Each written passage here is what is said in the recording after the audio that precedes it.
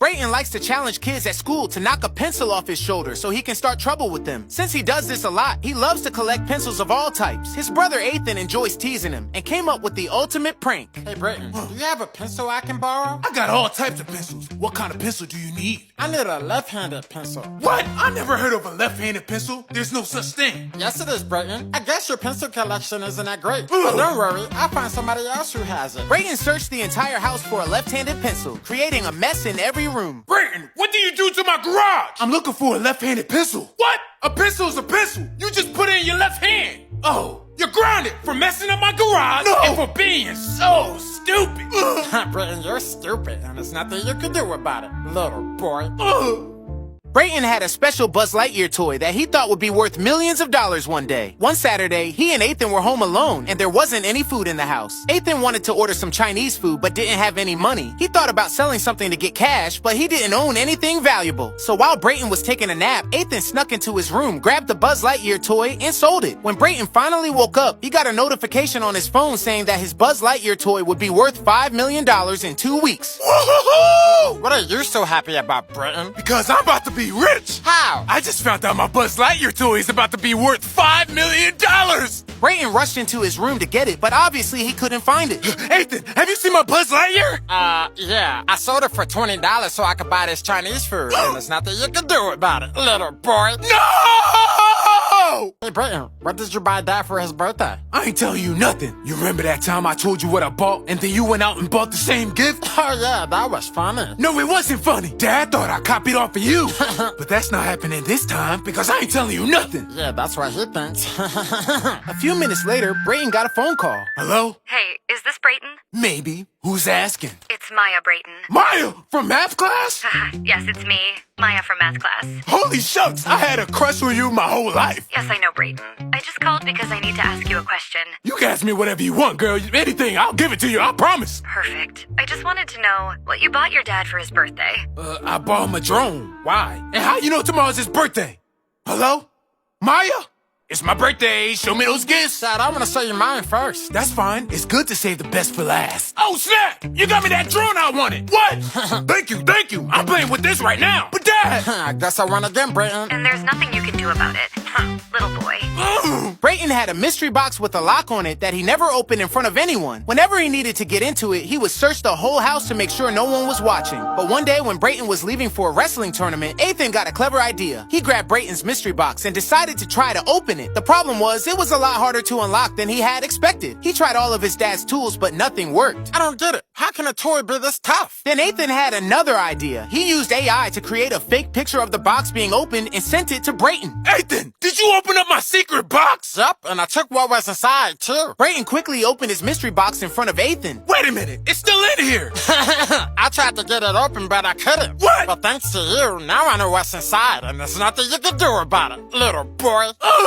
So I traveled to New Jersey to visit my parents, and as I was walking, Brayton, the bully from my middle school, saw me and told me to get in his car. I didn't want him to kidnap me, so I told him I was all right. If you don't want me to get out of this car and beat you up, then you better get in. So I got in, and he handed me a blindfold. I told him no and tried to get out of the car, but the door was locked. Put on that blindfold or I'm gonna knock you out. I had no choice but to put it on. 5 minutes later, he told me to take off the blindfold. When I did, we were at the playground of our old middle school. He told me to get out and fight him. I asked why, and he said, I want to give you the chance to beat me up for all the years I bullied you here. So I hopped out and tried to punch him, but he dodged it and punched me right in my face. You'll never beat me up in your life, little boy. Comment below what you think I should have done. So I traveled back to New Jersey to visit my family for Thanksgiving, but my parents said I couldn't come in without a dish. So I decided to run to the store to buy a pie. But on the way there, I ran into Brayton, my childhood bully. Big Head Desmond, is that you? Part of me wanted to run away, but I didn't want Brayton to know that I was still afraid of him. Oh, so you think you tough now? Let's find out how tough you really are. He brought me to a light pole and told me to see how long I could hold my hand on it. I didn't want him to know that I was still a wimp, so I had no choice but to do it. The pole was really cold since it was freezing outside, and after 2 minutes, I gave up. But I couldn't remove my hand because it was frozen to the pole. Brayton laughed and said, Good luck. I called my parents so they could help me, and they asked me if I bought something for Thanksgiving yet. I told them no, and they hung up on me. Comment below what you think I should do next. So I was just munching on my hot Cheetos with mayo snack when I realized it was April Fool's Day. day. My son Caden has pranked me like a zillion times, so I decided to plan the ultimate revenge while he was at school. First, I taped a bunch of popsicle sticks to the top of the garage door. Next, I taped the container to the door and rigged it so it would spill when the door opened. Lastly, I filled the container with prime. Suddenly, I heard the garage door rumbling open, so I dove for cover. I was practically vibrating with excitement, picturing Caden getting soaked as soon as he parked his bike. Suddenly, I heard him yell my name and I raced to him. I was totally confused because he was completely dry. I rushed over to the door to see what went wrong with my prank, and suddenly Caden swung the door open wide. I was covered in prime from head to toe. Turns out the sneaky kid peeked at our security cameras from school and saw me setting everything up, so he used the front door instead. The moral of the story, if you're trying to prank your kid, chances are they're already 10 steps ahead and know exactly what you're planning. So my daughter has a pet rock that she never lets out of her sight, but while we were at the park, I had to change her diaper. So she handed the rock to her brother Caden so he could watch it until we came back. Caden asked me if he really had to watch it since it was just a rock. I told him yes because it was important to her, then I took her to change her diaper. When we came back, Caden was sitting there scrolling on his phone. I asked him where the rock was and he shrugged like it wasn't a big deal and said it didn't go anywhere because it was just a rock, but when I looked around, the rock was gone. I told him to start looking for it. He tried handing his sister another rock, but as soon as she saw it, she knew it wasn't the same. Caden started running around the whole park trying to find her imaginary rock. Just when he was about to give up, he found the rock laying by the pool. Moral of the story, even if it's imaginary, you better take it seriously. Brayton's brother Ethan is the biggest sore loser ever. Anytime he loses to Brayton in a game, he throws a fit. But after losing a game of air hockey, instead of getting mad, he decided to make sure he wouldn't lose again. He took the air hockey game to his room and modified the board so that whenever Brayton was about to score, the puck would magically slide away from the goal. I'm an evil genius. Hey, Brayton, do you want a rematch in air hockey? Sure, I don't mind whooping you again. Well, since you're so sure, how about we bet $20?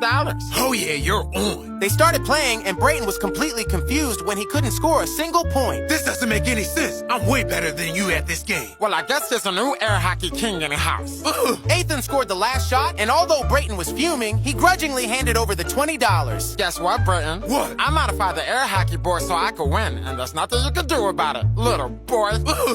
Ethan just got a new Pokemon game, but luck wasn't on his side. Ha, I beat you again, Ethan. Whoa, that was fun. One more game, Brayton, one more game! Come on, Ethan, I've already beaten you like 5 times. How about we play for Pokemon? What do you mean? The winner gets to take the other person's Pokemon. Oh, yeah, you're on. I choose you! Ethan had Pikachu and Brayton had Bulbasaur. Even though Ethan's Pikachu was pretty strong, Brayton used a poison attack and ended up winning the game. Ha, Pikachu is mine now, little boy. So Ethan grabbed some pepper spray and put it in his Pokeball. Watch out, Brayton. Things are about to get spicy. Ethan convinced Brayton to have another battle, and just as they both pressed their buttons, Ethan's Pokeball sprayed pepper spray right in Brayton's eyes. I win. How? Because your Pokeball didn't open, which means I win by default, and there's nothing you can do about it, little boy. What's wrong with you?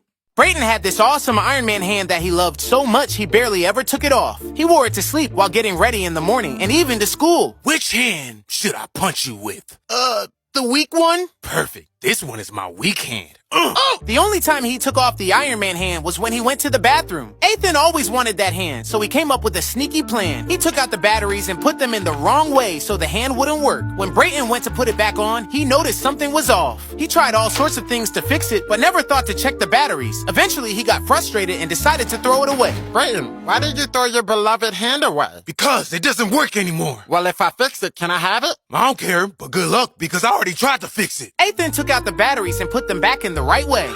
What the? Aha, fix it, which means it's mine now, and there's nothing you can do about it, little boy. Brayton really wanted an Iron Man mask for Christmas. He wanted it so much that it was all he talked about. He talked about it during breakfast, while his family watched TV, and even when people were in the bathroom. Hey, yo, Brayton, can you toss me some toilet paper? Sure, if you can tell me what I want for Christmas. I don't remember, Brayton. Just give me some toilet paper. If you can't remember, I'm not giving it to you. Ethan got really tired of hearing about the toy and decided to come up with a plan. While Brayton was taking a nap, Ethan snuck over to his Christmas list and changed the name of the toy to something else. Man, Christmas, Brayton. Here's your gifts, boys. Merry Christmas! Brayton opened his bag and saw a banana. Where's my Iron Man mask? Oh, yeah, I crossed it off your Christmas list, and there's nothing you can do about it, little boy. No! Brayton and Ethan's family were getting ready to celebrate New Year's Eve at the beach, but Ethan couldn't find his goggles. What are you looking for, Ethan? We're about to leave. My goggles. I want to see the fish under the water. Yeah, me too. Well, good thing I still have mine. Oh, yeah, Brayton has goggles.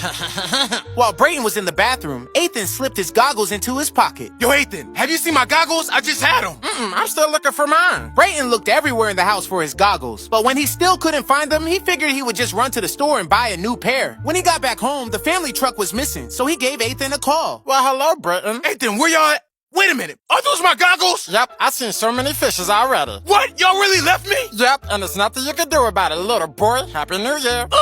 Brayton's favorite sauce is hot sauce. He loves it so much that he puts it on everything. He pours it on his spaghetti, his cereal, and even in his bottles of Prime. But Ethan gets really annoyed with Brayton's hot sauce obsession because he never leaves any for him. Brayton, did you see the hot sauce? Yeah, I use it all. I'm sorry, Ethan. I'm just addicted. Dang it, Brayton. You know what? It's okay. I'll help you out. A few hours later, Ethan came back home with a brand new bottle of hot sauce and a red hot Reaper chip. He poured some hot sauce into a bowl, crushed the Reaper chip, and mixed it all together. Get ready, Brayton, because things are about to get spicy. Hey, Brayton, would you like some hot sauce with that? I sure would, but we don't have any more. Well, I'm in my own hot sauce. Here, try it. Brayton poured a ton of it on his food and took a big bite. This is... Brayton dashed to the fridge and chugged a whole carton of milk. Yeah, that's what you get. Remember this the next time you think about using up all the hot sauce, little boy. Lathan got an electric dirt bike for Christmas, but it needed to be put together. Since Lathan is so small, their dad makes Brayton and Ethan do everything for him. They have to clean up his messes, peel his fruit, and put things together for him. He doesn't help at all either. He just tells them what to do while they work and then takes credit for it. That's right, little boys. You better put together my bike, and it better be done right. Ooh, I'm tired of him, Ethan. Yeah, I think it's time we taught our little brother a little lesson. So they went into the garage and pretended to work on Lathan's bike for hours. Hey, where's my bike at? It's under this blanket. Yeah, go get Dad so we can show him our hard work. Lathan ran to get their dad and told him he built the bike all by himself. Brayton and Ethan couldn't help but laugh as they revealed the bike, which was still in pieces. I can't believe this. You have every right to be mad, Dad. Yeah, I am mad at y'all, too. I told y'all to build this bike, and y'all didn't. Yeah, but what about Lathan? Be quiet and put this bike together. Yeah, put my bike together, little boys. Whenever Brayton and Ethan try to chill out, their little brother Lathan bugs them to play I Spy. I spy with my little eye something red. Get out of here, Lathan. Yeah, we're not going to play your dumb games, and there's nothing you can do about it, little boy. Well, I can do something about it. Y'all play with your little brother before I get my belt. Aha, I spy with my little eye two little boys that are about to play I Spy. Brayton and Ethan were tired of the game, so they hatched a plan. Hey, Lathan, do you want to play I Spy? Oh boy, yes I do. We spy with our little eyes something blue. Oh, I know, the sky. Nope. I don't see anything else that's blue. Maybe your eyes just aren't good enough. Yeah, maybe you need to get closer. Lathan kept running further and further away. Once he was out of sight, they dashed back inside the house. Brayton and Ethan, why did I find your little brother all the way at the park? We were having fun with him. Just like you told us to. Well, meet me upstairs so we can have some fun, too. No, Dad, please. Aha, I spy with my little eye two little boys that are about to get a spanking. Y'all get up here right now. Brayton had a special Buzz Lightyear toy that he thought would be worth millions of dollars one day. One Saturday, he and Ethan were home alone, and there wasn't any food in the house. Ethan wanted to order some Chinese food, but didn't have any money. He thought about selling something to get cash, but he didn't own anything valuable. So while Brayton was taking a nap, Ethan snuck into his room, grabbed the Buzz Lightyear toy, and sold it. When Brayton finally woke up, he got a notification on his phone saying that his Buzz Lightyear toy would be worth $5 million in 2 weeks. Woo-hoo-hoo! What are you so happy about, Brayton? Because I'm about to be rich. How? I just found out my Buzz Lightyear toy is about to be worth $5 million. Brayton rushed into his room to get it, but obviously he couldn't find it. Ethan, have you seen my Buzz Lightyear? Yeah. I sold it for $20 so I could buy this Chinese food, and there's nothing you can do about it, little boy. No! Whenever Brayton and Ethan try to chill out, their little brother Lathan bugs them to play I Spy. I spy with my little eye something red. Get out of here, Lathan. Yeah, we're not going to play your dumb games, and there's nothing you can do about it, little boy. Well, I can do something about it. Y'all play with your little brother before I get my belt. Aha, I spy with my little eye two little boys that are about to play I Spy. Brayton and Ethan were tired of the game, so they hatched a plan. Hey, Lathan, do you want to play I Spy? Oh boy, yes I do. We spy with our little eyes something blue. Oh, I know, the sky. Nope. I don't see anything else that's blue. Maybe your eyes just aren't good enough. Yeah, maybe you need to get closer. Lathan kept running further and further away. Once he was out of sight, they dashed back inside the house. Brayton and Ethan, why did I find your little brother all the way at the park? We were having fun with him. Just like you told us to. Well, meet me upstairs so we can have some fun, too. No, Dad, please. Aha, I spy with my little eye two little boys that are about to get a spanking. Y'all get up here right now! So Brayton and Ethan woke up early to cook their baby sister Caitlin her favorite breakfast for her first birthday. Lathan felt jealous because he didn't have a gift for her, so he came up with a plan. I need you to turn this poem that I wrote into a song. And what if I don't? And I'll get my brother Brayton to give you a knuckle sandwich. Whoa, let's just calm down. Let me look at this again. Caitlin, get ready for your present.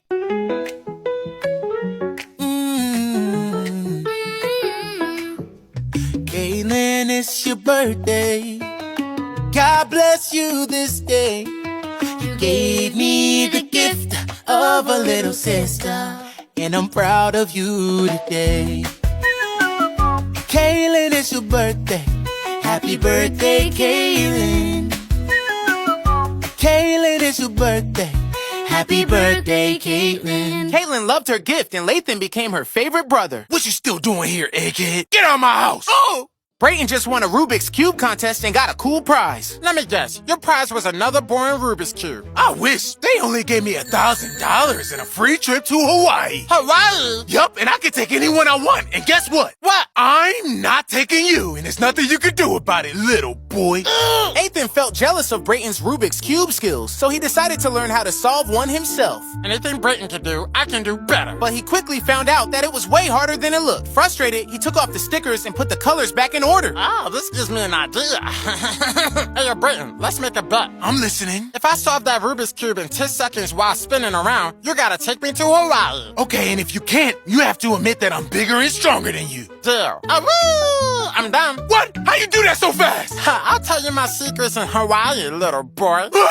So one Saturday, I heard a knock on my door, and it was my good friend Bernard. He was in town visiting his grandma, and I told him all about Brayton the school bully. Brayton is still messing with you. I told you to be brave. I'm not that strong, Bernard. Have you been using that app I showed you? Brayton's gonna beat you up if you don't get strong. Come on, we got work to do. Bernard started training me, and let's just say, it wasn't easy. He had me doing all types of workouts that I never heard of. He had me running miles and doing boxing drills for hours. Man, I can't do this. I quit. You quit. Don't you want to look like this so you can scare Brayton off? Then get up and stop being a weenie. After Bernard's intense training, I was ready. I was ready to face Brayton. The next day at school, I turned the corner and Brayton was there. Look who it is. Ugly egghead. Your mama. What did you say to me? I said, your mama. Oh, you just got yourself beat up. Yeah, that's what you think. Brayton swung at me and I dipped it. Then I hit him with a two-piece. Oh my goodness, I got him! And then he tried to tackle me. Oh, you think you can punch Brayton and get away with it? I moved out the way, and when he turned around, I punched him in the face. Bernard would be so proud. At this point, I just started doing everything Bernard taught me. Okay, that's when you win. What was that, Brayton? I didn't hear you. I said you win. Yeah, that's what I thought. I couldn't believe it. I actually beat Brayton up. As I was walking away, Brayton snuck up behind me and hit me. Nobody beats Brayton up. Well, now I know. I can't turn my back on Brayton. Brayton had a mystery box with a lock on it that he never opened in front of anyone. Whenever he needed to get into it, he would search the whole house to make sure no one was watching. But one day when Brayton was leaving for a wrestling tournament, Ethan got a clever idea. He grabbed Brayton's mystery box and decided to try to open it. The problem was, it was a lot harder to unlock than he had expected. He tried all of his dad's tools, but nothing worked. I don't get it. How can a toy be this tough? Then Ethan had another idea. He used AI to create a fake picture of the box being opened and sent it to Brayton. Ethan, did you open up my secret box? Yup, and I took what was inside, too. Brayton quickly opened his mystery box in front of Ethan. Wait a minute, it's still in here. I tried to get it open, but I couldn't. What? But thanks to you, now I know what's inside, and there's nothing you can do about it, little boy.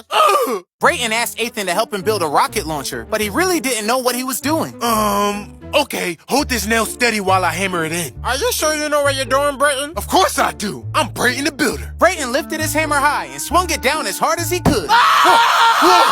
Brayton accidentally hit Ethan's wrist and he had to go to the hospital. Thankfully, it's not broken. Just keep your splint on and it'll be okay. Ethan, Ethan, you're back. I'm so sorry. I didn't mean to break your wrist. Brayton, relax. It's As not... long as your wrist is broken, I'm gonna do whatever you need. Wow, this gives me an idea. Can you give me a glass of prime? A glass of prime coming up. Ethan started taking full advantage of Brayton. He made him do all his chores, feed him, and even do his homework. But one day, Brayton came home early from wrestling practice, and Ethan didn't hear him.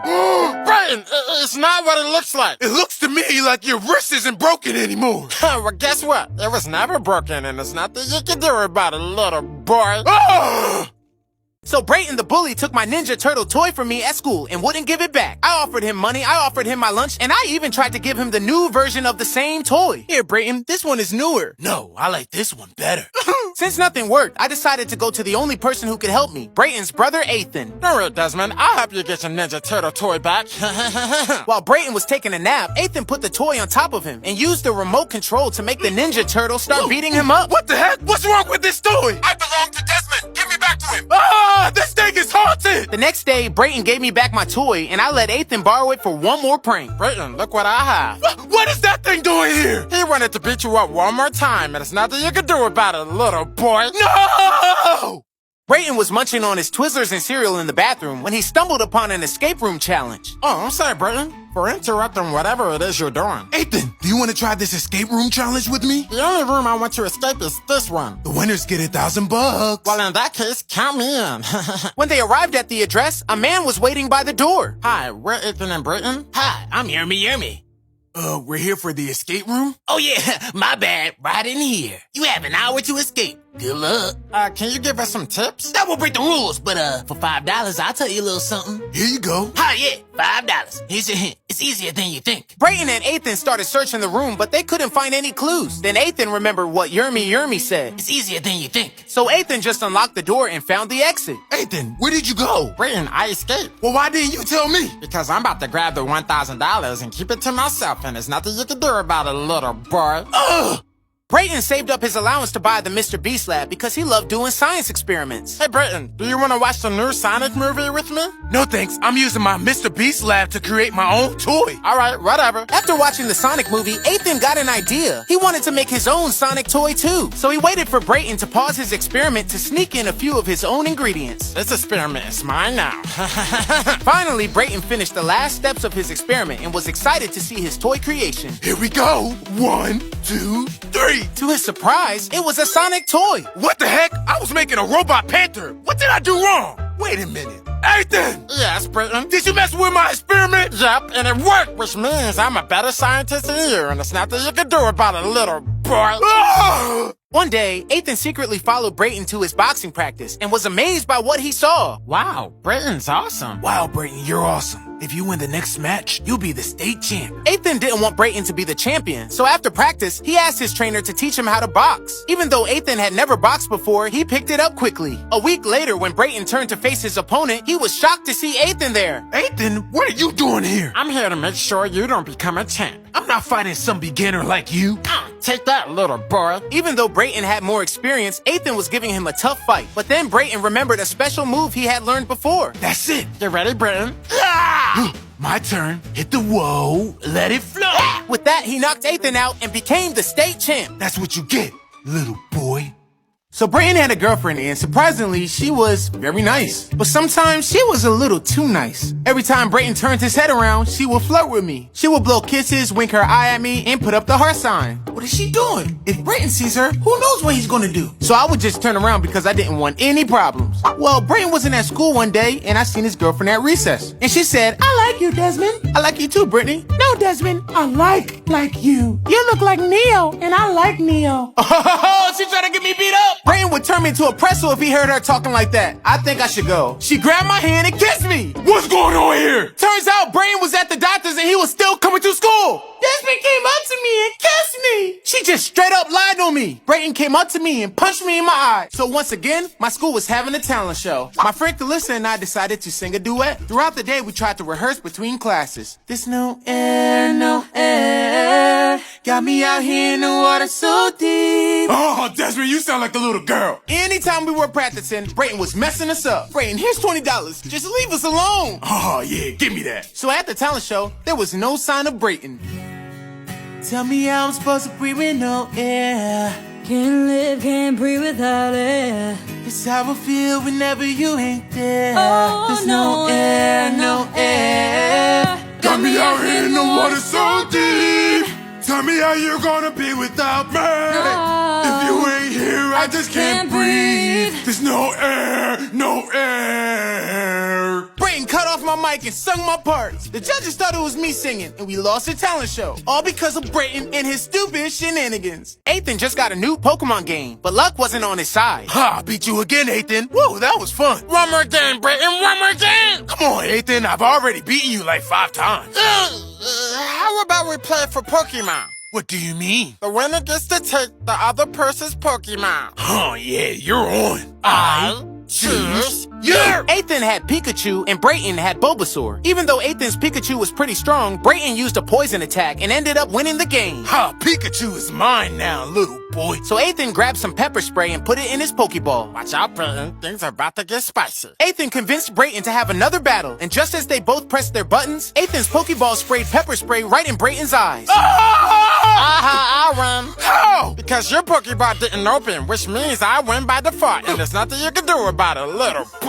What's wrong with you? So Brayton and Ethan were playing this game with cups full of Prime, but one cup had nasty vinegar in it. They spun the cups around so nobody knew which was which, and whoever accidentally picked and drank the vinegar cup lost the game. Ew, gross. Hi, Ethan, you lost again. Best 2 out of 3, Brayton. I already beat you 3 times. Give me my $20. Fine, but this ain't over, Brayton. While Brayton was in the shower, Ethan snuck a magnet into his shirt and another one into the cup of vinegar. That way, whenever they spun the cups, the vinegar cup would always stop right in front of Brayton. Get ready, Brayton, because you're about to taste the awful taste of losing.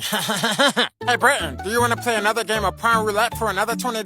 Huh, then I'll have $40 of your money. Oh, yeah, I'm in. Brayton spun the cups and Ethan grinned, watching him gulp down the whole shot. All of a sudden, Brayton's face twisted up. Oh, I can't fake it. Oh, that's nasty. Here's your $20. Ha, guess what? I use magnets to make sure you lose, and there's nothing you can do about it, little boy. Ah! So yeah, I finally stood up to Brayton. Psych. Turns out, it was all a dream. Today, Brayton was mean as usual, but after school is when it all went down. My bike! Where's my bike? It was right here! Are you talking about the green and blue bike? Oh yeah, Brayton just took that. What? Okay, you can eat my lunch. You can punch me in the face, but you cannot steal my blue and green bike! So I did what any man would do. I told my daddy. My dad was furious, so we hopped in the car and we drove to Brayton's house. I seen Brayton outside, so I walked up to him. Hey, Brayton, somebody told me that you took my bike? What bike? The blue and green one. You know, the one that you tried to steal before? Oh, that bike. I didn't know you still wanted it. Come on, I'll take you to it. So I followed Brayton to get my bike. Wow, Brayton's not too bad after all. Woo! That's my bike, bro! You want some of this too, old man? No. Desmond, get in this car! Got me over here messing with these crazy folks. My bike! Forget that bike! So anytime we had to write an essay or we had tests, Brayton would copy off of me. And if the teacher noticed that our work was the same, I would have to take the fall. Y'all papers are identical, which means one of y'all copied. Who copied? It was me. I copied. If I tried to cover my answers, he would punch me. If I was done my test before him, he would tell me to sit down so he can finish copying. I even tried to move my seat one time, but Brayton was right there. I was over it, so I came up with the plan. One day we were having a test and I picked up 2 answer sheets. That way I can circle the wrong answers on one sheet and the right answers on the other. It was so funny because I could see Brayton copying my answers. And they were wrong! When the test was over, Brayton said, Give me that other answer sheet. Other answer sheet? I don't know what you're talking about. The jig is up, Desmond. I seen the other answer sheet. Now give it to me. What? Brayton, you're tripping. 1. Brayton, I don't know what you're talking about. Don't make me get the 4. 3. Okay, here. Yeah, that's what I thought. That's it. On Friday, I'm beating up Brayton. For real. Even worse than I did in my dream. Today's May 8th, my birthday. I'm about to have the best day at school. Well, I thought I was. Brayton made this day the worst day of my life. He popped my birthday balloon, ate some of my birthday cookies, and ruined my birthday song. Happy birthday to Brayton. Happy birthday to Brayton. Then he ate my McDonald's birthday sandwich. Ah, that's it. I can't stand you, Brayton. I don't like you. You're so mean. You're nothing but a bully. So after school, the doorbell rung, and it was Brayton. Let me guess, you're here to give me my 12 birthday hits, aren't you? Ah, birthday hit's funny. Brayton came over to give me another McDonald's sandwich. I don't understand. You were right at school. We used to be friends. I don't know what happened. Brayton and I just chilled on the porch and talked about when we used to be friends. Like, why did you get so mad when I knocked that stupid pencil off your shoulder? That pencil's not stupid. You're stupid. We're not friends no more. And just like that, we were back to square one. Happy birthday to me. Look at me with that big old smile. I was happy because I was finally chosen to be the school safety. The school safety had really cool responsibilities, like raising the school flag, monitoring the hallways, and just having the respect of all the students. Well, all the students minus Brayton the bully. He treated me like I didn't have the safety badge. I get to school and he be raising the flag already. Brayton, that's my job. What you gonna do about it? He never had a hall pass. Brayton, I don't mean to start no trouble, but do you have a hall pass? He just didn't respect me. Oh, yeah. Brayton, that's mine. I'm the safety. I'm the safety. I'm the safety. Where's your hall pass, little boy? So I went to the principal and told him Brayton. Let me show you something, Desmond. Brayton has been a safety for the last 6 years. Anytime, and I mean anytime we choose someone else, he just takes their badge. One week I was the safety, he just took my badge. No one can control him, Desmond. Run! Run! And I ran for my life. Brayton just won a Rubik's Cube contest and got a cool prize. Let me guess, your prize was another boring Rubik's Cube. I wish they only gave me $1,000 and a free trip to Hawaii. Hawaii? Yup, and I can take anyone I want. And guess what? What? I'm not taking you, and there's nothing you can do about it, little boy. Ethan felt jealous of Brayton's Rubik's Cube skills, so he decided to learn how to solve one himself. Anything Brayton can do, I can do better. But he quickly found out that it was way harder than it looked. Frustrated, he took off the stickers and put the colors back in order. Oh, this gives me an idea.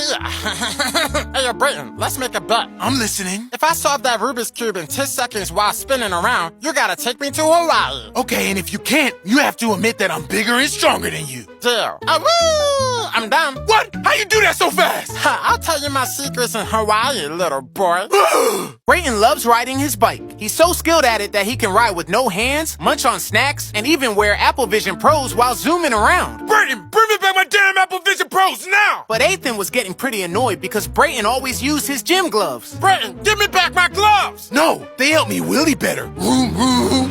Oh, you wouldn't play like that? Okay, fine. After Brayton got back home to drink some Prime, Ethan decided to loosen up his front tire. Get ready, Brayton, because things are about to get spicy. Ethan hid behind a tree and waited for Brayton to ride his bike again. Brayton, give me back my gloves now, or you're gonna regret it. No, they help me really better. Room, room. Brayton tried to get away while doing a wheelie, but when he landed, his front wheel came off and he crashed. Yeah, that's what you get. Give me my gloves, little boy. So I finally accepted the fact that Brayton just doesn't like me. If I see him while I'm walking up the stairs, I just get ready because I know he's gonna trip me. Wait a minute, he didn't trip me. Well, I know when I walk around the corner, he's gonna scare me. Wait, what? Well, it's lunchtime, so I know he's gonna want my food. Okay, what's going on? What's wrong with Brayton? Are you feeling okay? I'm great. Why do you ask? You just seem a little different today, that's all. Well, last night I really got some good sleep. But what do you mean by I'm acting different? Well, you usually kick my butt every day. What? I would never. You must got me mixed up with another Brayton. Yeah, you're right. I don't know who this new Brayton is, but I like him. He's laughing more. He's not tripping me up the stairs. This Brayton is friendly. Well, I can get used to this. The next day I seen Brayton. I was like, what's up, Brayton? Why you calling my name like we friends or something? Oh, my goodness. He must have didn't get no sleep. I'm so sorry, Brayton. I don't know what I was thinking. Yeah, I don't know what you thinking. I guess you didn't get no sleep last night? Brayton don't sleep. Get out my face. Yup, Brayton's back. So one day when I got to school, I saw this kid. I waved, started walking up the stairs, and he tripped me. Good one. Desmond, meet my brother, Lathan. I didn't know Brayton had a little brother. Hey, little man. Lathan, he just called you little. Are you gonna take that? Turns out, Layton is Brayton's big brother. I just ran away. I thought Brayton was bad, but Layton was ruthless. He was scaring teachers, beating up students, and just acting crazy. What do you think about my brother? Oh, he's your brother, all right. The coolest. After school, I seen Layton stuck in the highest part of the jungle gym. I asked him if he needed help, but he said no. So I left. The next day when I seen Layton and Brayton looked a little angrier than usual. So you just gonna leave my brother in the jungle gym? Oh my God. Did this little short wannabe Brayton just lie on me? He said he didn't need help. Did you ask for help? What? No, he didn't. You calling my big brother a liar? I can't win this battle. So I just gave him my lunch money and said I'm sorry. Works every time. So when Brayton got suspended for beating me up, I thought it was all over, but it wasn't. A day after, one of my friends sent me a YouTube link, and guess what it was? Me getting beat up by Brayton. The only person I remember being that close was Zai, so I gave him a call. You recorded the beatdown? You don't remember, do you? When Brayton was walking up to you and you were digging through your bag, he said to me, take your phone out and start recording. And you know what Brayton says goes. Okay, but did you have to send it to him? Yes. When they were walking him away, he said, send me that video or next time it's gonna be you. So I get that. Zai had to do what he had to do. So the next day, I went to the principal so he could get Brayton to take down the video. But he was all like, I'm not talking to Brayton. What, so he can beat me up too? Oh my goodness. Is there anyone that's not scared of this kid? At this point, the video's going viral. I want this video down. Hello, what's this? Under the video, I see a button that says report. And when I clicked it, it read, Brayton said we can't take this video down. He had YouTube scared, so I just gave up. So a few days after Brayton's suspension, I heard my doorbell ring. I looked out the window and it was Brayton. He's at my house! How does he know where I live? Hello? Open up the door, Desmond. It's Brayton. No Desmond here. I know it's you, Desmond. The principal gave me your address. Open up the door. Don't make me ask twice. I had no choice but to open up the door. Oh, hey, Brayton. Kicked any butts lately? That's why I'm here. Oh, my goodness. He's gonna beat me up at my own house. You have a studio, don't you? Yeah. Good, I need to record a song. Brayton in the booth, getting loose, always being tough. Better like these bars, cause if not, I'ma beat you up. Like I did the kid that knocked the pencil off my shoulder. I beat him so bad he beat himself till it was over. If that boy listening, I really want you to know I'm the type to come and dish you in your own studio. So to the kid that got me suspended, you better watch your back, cause this still ain't finished. Send me that. I'll see you at school. So I'm nervous this morning because Brayton's suspension is over. While my dad made his coffee, he would turn on the radio. Have y'all heard that new song? It's called Knock the Pencil Off My Shoulder. It's by a new artist named Brayton the Bully. And we got him on the phone right now. Brayton, how did you come up with this song? It was easy. I just beat up this boy at school, made a song about it, and get this, I recorded the song at his house. Oh, he recorded the song at his house. Oh! Let's hear a little bit of it. Brayton in the booth, getting loose, I gotta always get outta being here. tough. Better like these bars, cause if I not, kinda like I'ma it. beat you up. So when I get to school, I run right into Brayton. All right, Brayton, I'm ready. Nah, man, that song we recorded just went double platinum. So today, I'm not gonna beat you up, but I am gonna make you miserable. Brayton started tripping me up the stairs, scaring me around corners, and planned on stealing my bike. So during recess, I loosened up my handlebars. After school, he tried to steal my bike, and he fell. Desmond, I'm gonna beat you up tomorrow. Yikes. So the school troublemaker Brayton tried to steal my bike yesterday and fell doing so. Now he wants to beat me up for it. Today we're playing touch football in gym class, so get ready. Our gym teacher starts telling us who we're going to be guarding. And of course I got matched up with Brayton. Please, anybody but him. I'm sorry, Desmond. Brayton wanted to be matched up with you, and you know what Brayton says goes. The teams are set, Desmond. Oh my goodness, I already know what that guy's planning. It's touch football, but he's going to tackle me. Every time they would say hike, Brayton would start running at me like a bull. Oh, wait till I get you. I'm sure the teacher seen what was going on, but you know, another teacher scared of Brayton. It would be a timeout, but he would still come after me. I'm over here drinking water and he's still coming after me. Tying my shoe, still coming after me. Man, I don't even got the ball. He's still coming after me. The bell rung and gym class was over, so I stopped running. But Brayton didn't, and he tackled me. That's for when I fell off your bike when I tried to steal it. It just seems like he's never gonna give me a break.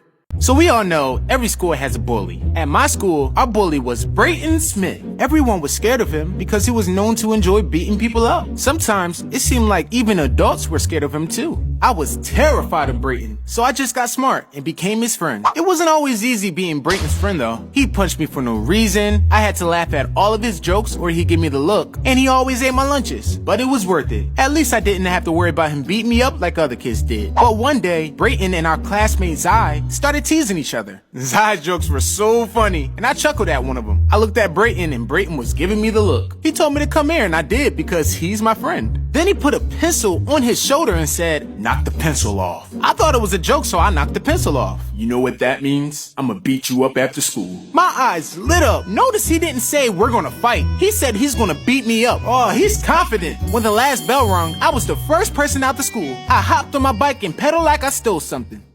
So let me finish the story. After Brayton Smith said he was going to beat me up, I avoided him for a whole week. I heard he was getting more and more mad every day, and I just didn't understand. Why does Brayton want to beat me up? I didn't do anything to the guy. Knock the pencil off. It must have been his favorite pencil. So I thought, hey, I'll buy him new pencils and then we can be friends again. So the next day after lunch, we were outside and Brayton started walking up to me. Cool, I can give him the pencils. My friends later told me that when he got up to me, he said, "Are you ready?" I didn't hear him because I was reaching in the bag to get the pencils. When I looked up, he punched me in my face. I was already on the ground, so all I could do was cover my face. Oh, somebody help me! The teacher was scared of Brayton, so he called security. They finally got him off of me, and he was suspended from school. I was treated like a hero because now everyone could walk around the school in peace. That is until Brayton's suspension is over. We all knew, in a matter of days, Brayton would be back. Now that the holidays are officially over, my only plan is to relax. I sit down ready to do absolutely nothing. And that's when Destiny reminds me the house still looks like Christmas exploded. Before I can even respond, she starts assigning jobs like we're in a team meeting. Kaden gets something easy. Kaylani gets something small. And somehow, I'm responsible for everything heavy. Next thing I know, I'm taking ornaments off the tree, trying not to break anything. I finally step away, thinking I earned a break, and sneak under the stairs to relax. 2 seconds later, Destiny finds me, hands me a trash bag, and points back toward the mess. Now I'm packing up more decorations and cleaning up. I stop, look around, realizing this is not ending anytime soon. And that's when I learned the holidays don't really end, they just turn into cleanup.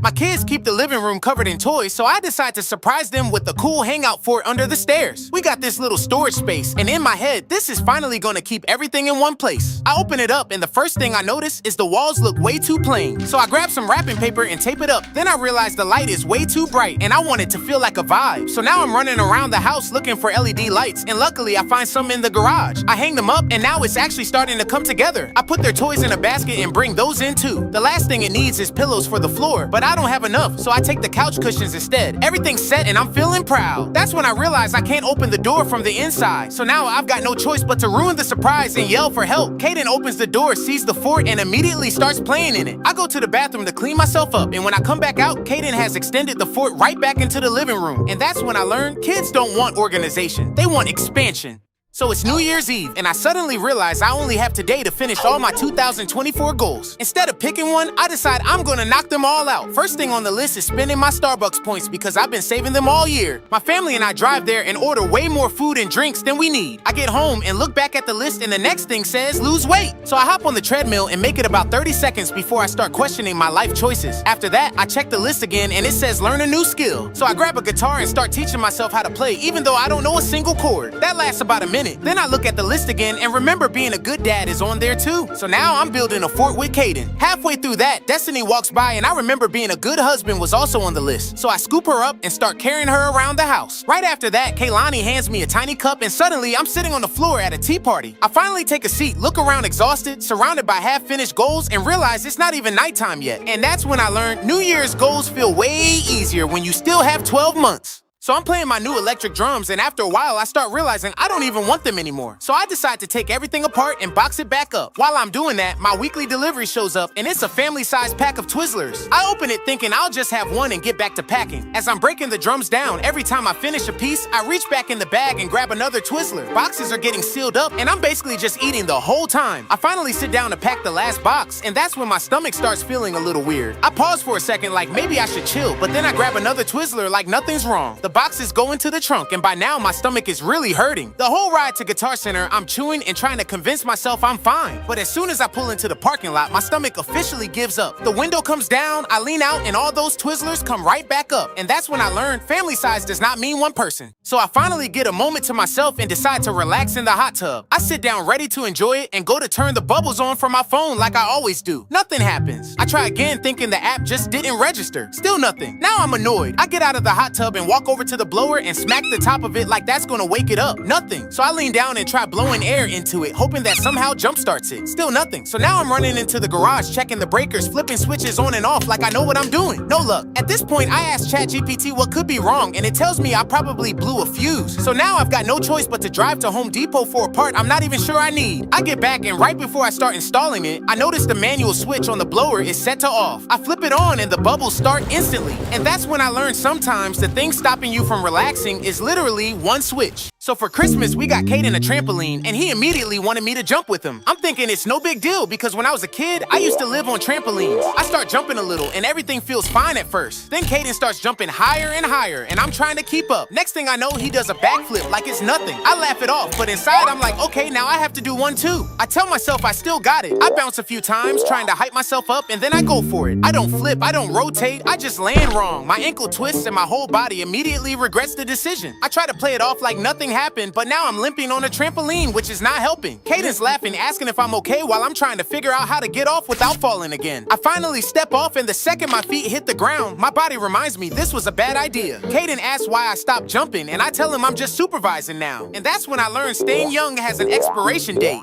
Amazon said my wife's gift was arriving Christmas morning, so my plan was simple. I was gonna grab it early and put it under the tree before everyone came downstairs. But when I checked the porch, there was no box. So I pull out my phone and check the tracking, and it says out for delivery. I'm like, okay, cool, we're fine. A few minutes later, I refresh it, and now it says 10 stops away. I start moving around real fast, trying to speed up time. Christmas morning starts, and I'm constantly checking my phone. Destiny asked if there was any gift for her, and I tell her it's almost here. Then the tracking updates again, and now it says arriving by tonight. My stomach drops. I start pacing, pretending I'm just stretching my legs. I keep checking the porch, hoping maybe it came and the app just didn't update, but nothing. A few minutes later, my phone buzzes and Amazon says delivered. I run outside to grab her gift, but the porch is empty. I walk up and down the driveway like maybe they hid it somewhere. Still nothing. Then I check the app again and it updates to your delivery may be lost. And that's when I learned Amazon confidence is not Christmas confidence. So I thought I had everything on Caden's Christmas list, but decided to check it twice. That's when I realized I missed his top gift, a drone. It's Christmas Eve and now I'm stressed out. I'm driving store to store hoping someone has one left in stock, but everywhere is sold out. So now I'm sitting in my Tesla searching online for same-day delivery and nothing. Then I start checking Facebook Marketplace, but I didn't feel like dealing with people today. At this point, I'm mad because this is the main thing he actually wanted. But then it hits me. I already have a drone. I rush home and run into my closet, grab the drone and wrap it up the best that I can. Christmas morning comes and Caden opens it and he's excited and I'm smiling thinking I pulled it off. Then he looks at the remote, then looks at his phone. He goes, "Dad, this uses a lightning cable and my iPhone is USB-C. And that's when I learned Christmas can fail over the wrong cable.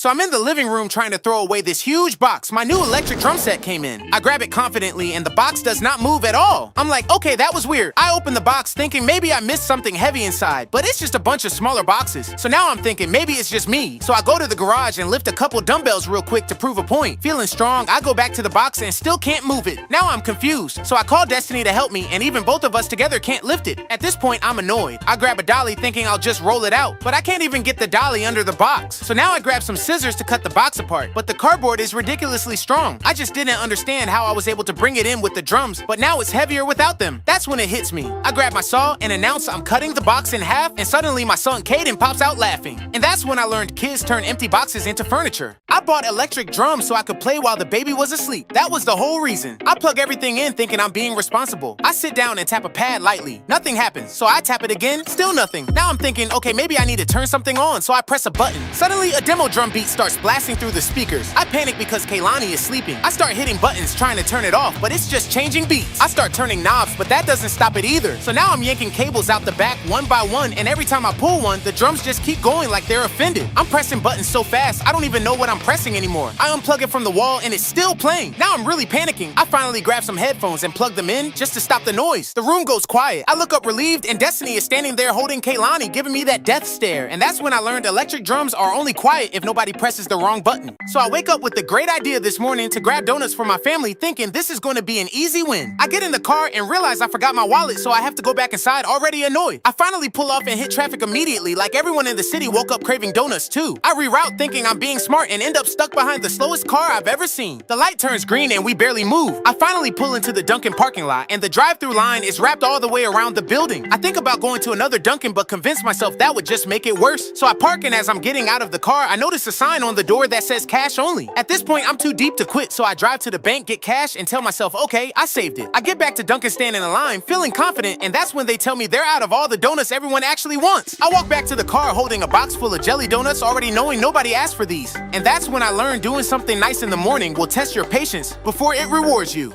I walk outside ready to leave, and my Tesla immediately lets me know I messed up. The battery is basically on life support. I tell myself it's fine because I'll just plug it in real quick. I grab the home charger and nothing happens. I unplug it and plug it back in like that's going to help, but still nothing. Now I'm checking the app and refreshing it over and over, hoping it fixes itself, but it doesn't. That's when I remember I've got a slow charger that plugs into a regular outlet. I grab it and realize the cable doesn't even reach the car, so I find an extension cord and plug it in, but the outlet doesn't work. Now I'm connecting every extension cord I own and tracing it all the way to the backyard looking for a working outlet. I finally plug it in and the car starts charging. I hop in the car relieved and look at the screen until it says the car will be fully charged in 5 years. And that's when I learned why people still prefer gas cars. I was out for a jog when I saw a trail that looked like a shortcut straight back to my house. At first it feels smart because it looks like the trail is going to cut right through the neighborhood. But after a while, I slow down and realize I should have been out by now. I keep jogging thinking it'll open up any second, but it doesn't. Now there's nothing but woods on both sides. I pull my phone out to check my GPS and I've got no service. That's when I start questioning every decision I've ever made. I keep moving and end up crossing this weird Chinese bridge that looks like it hasn't been used in years. Halfway across, I realize I really have to pee. So I run under the bridge and right when I'm about to relax, I hear what sounds like an alligator roar. I get my butt right back to the trail. Then I start hearing movement on both sides of the woods. So I quickly grab a stick like that's going to help me in any way. Then I finally see some kids riding by on their bikes. So I start calling out for help, but they just keep riding like I'm part of the scenery. I start jogging faster, telling myself I'm fine until the trail finally opens up. I look up relieved, but realize I'm standing right back where I started. And that's when I learned that shortcuts only work if they actually go somewhere.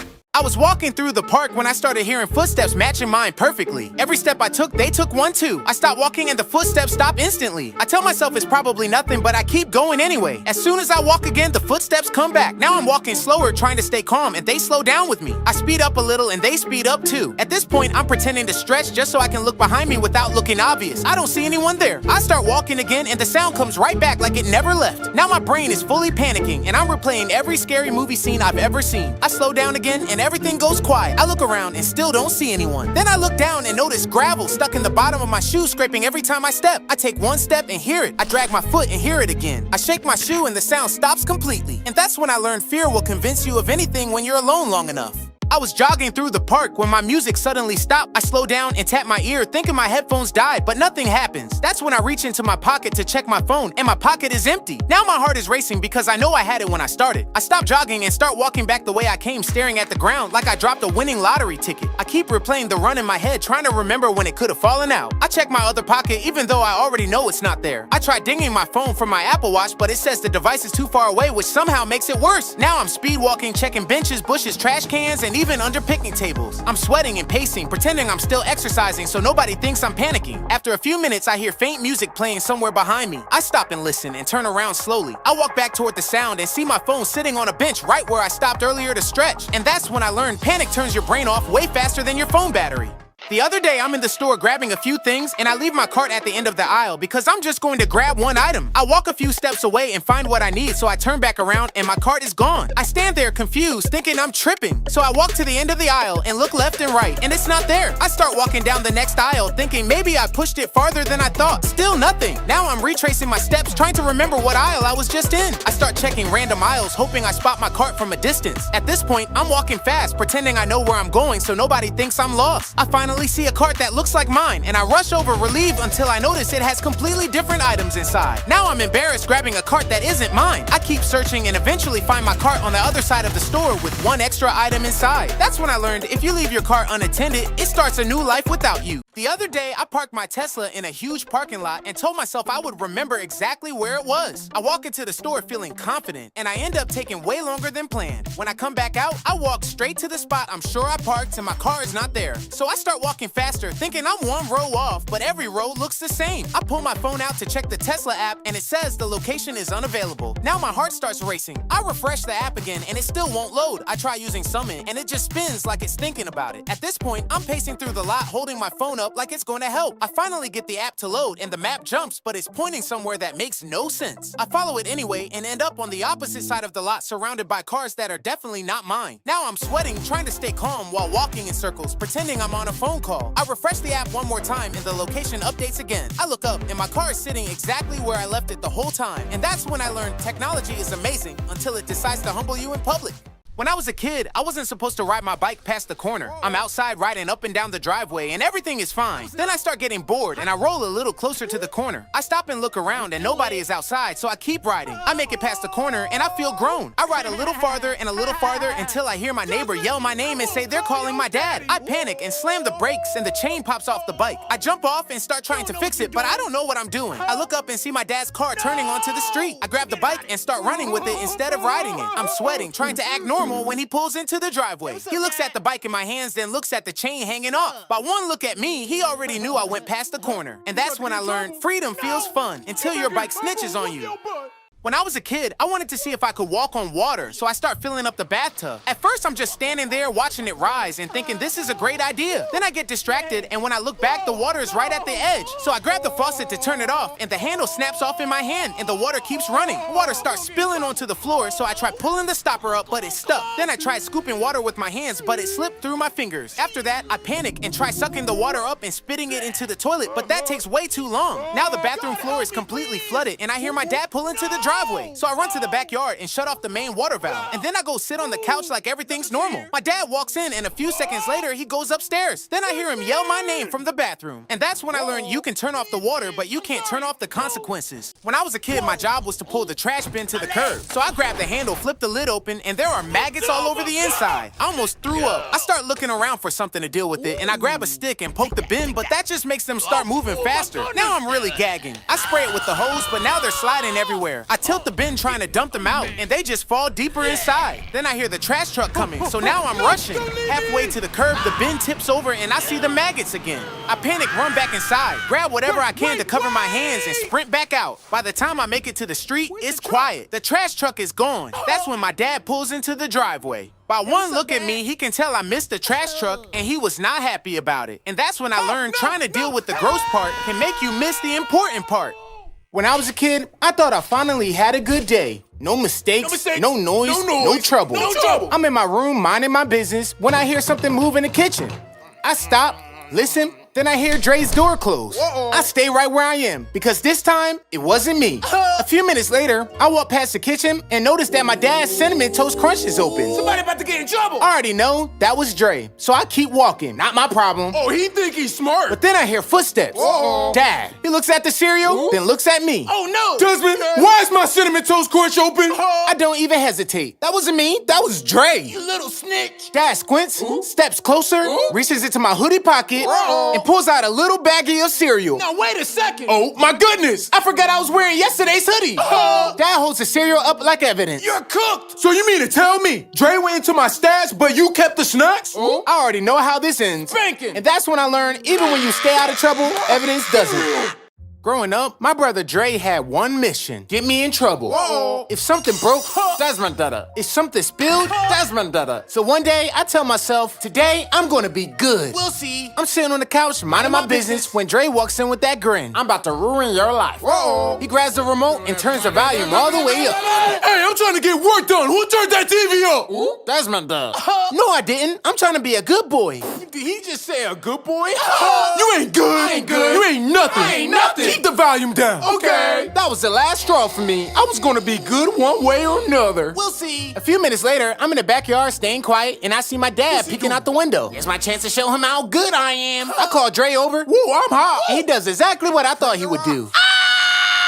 What's going on out here? Dre points at me. Nah, Desmond was being a good boy, and you sprayed them with the hose. And that's when I learned the day you decide to be good is the day the troublemaker finally gets caught. When I was a kid, my dad had one rule. Here we go. Your job is to take care of Snoop. So one afternoon, I let Snoop out to use the bathroom.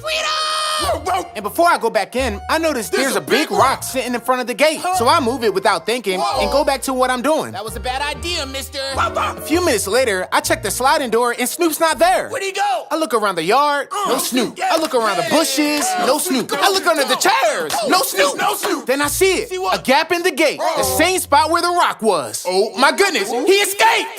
Now I'm searching in the neighborhood, no Snoop. I'm checking in the bushes, no Snoop. Checking behind the cars, there's still no Snoop.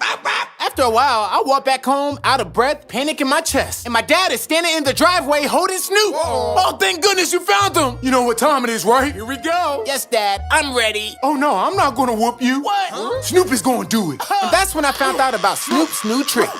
So growing up, my dad had one rule. Nobody touch my ladder. One day, he runs to the store. Where you going? Door closes, me and Dre look at each other. Then at the ladder, sitting in the backyard. Don't do it. Next thing I know, I'm halfway up this ladder like I'm fixing the roof. Who do you think you is, Bob the Builder? I didn't even need to be up there. I just wanted to feel tall for a second. But then the ladder starts wobbling. Bro, you good? Nah, I'm coming down. Scaredy cat. I jump down, the ladder tips over, and falls straight onto my dad's most expensive plant.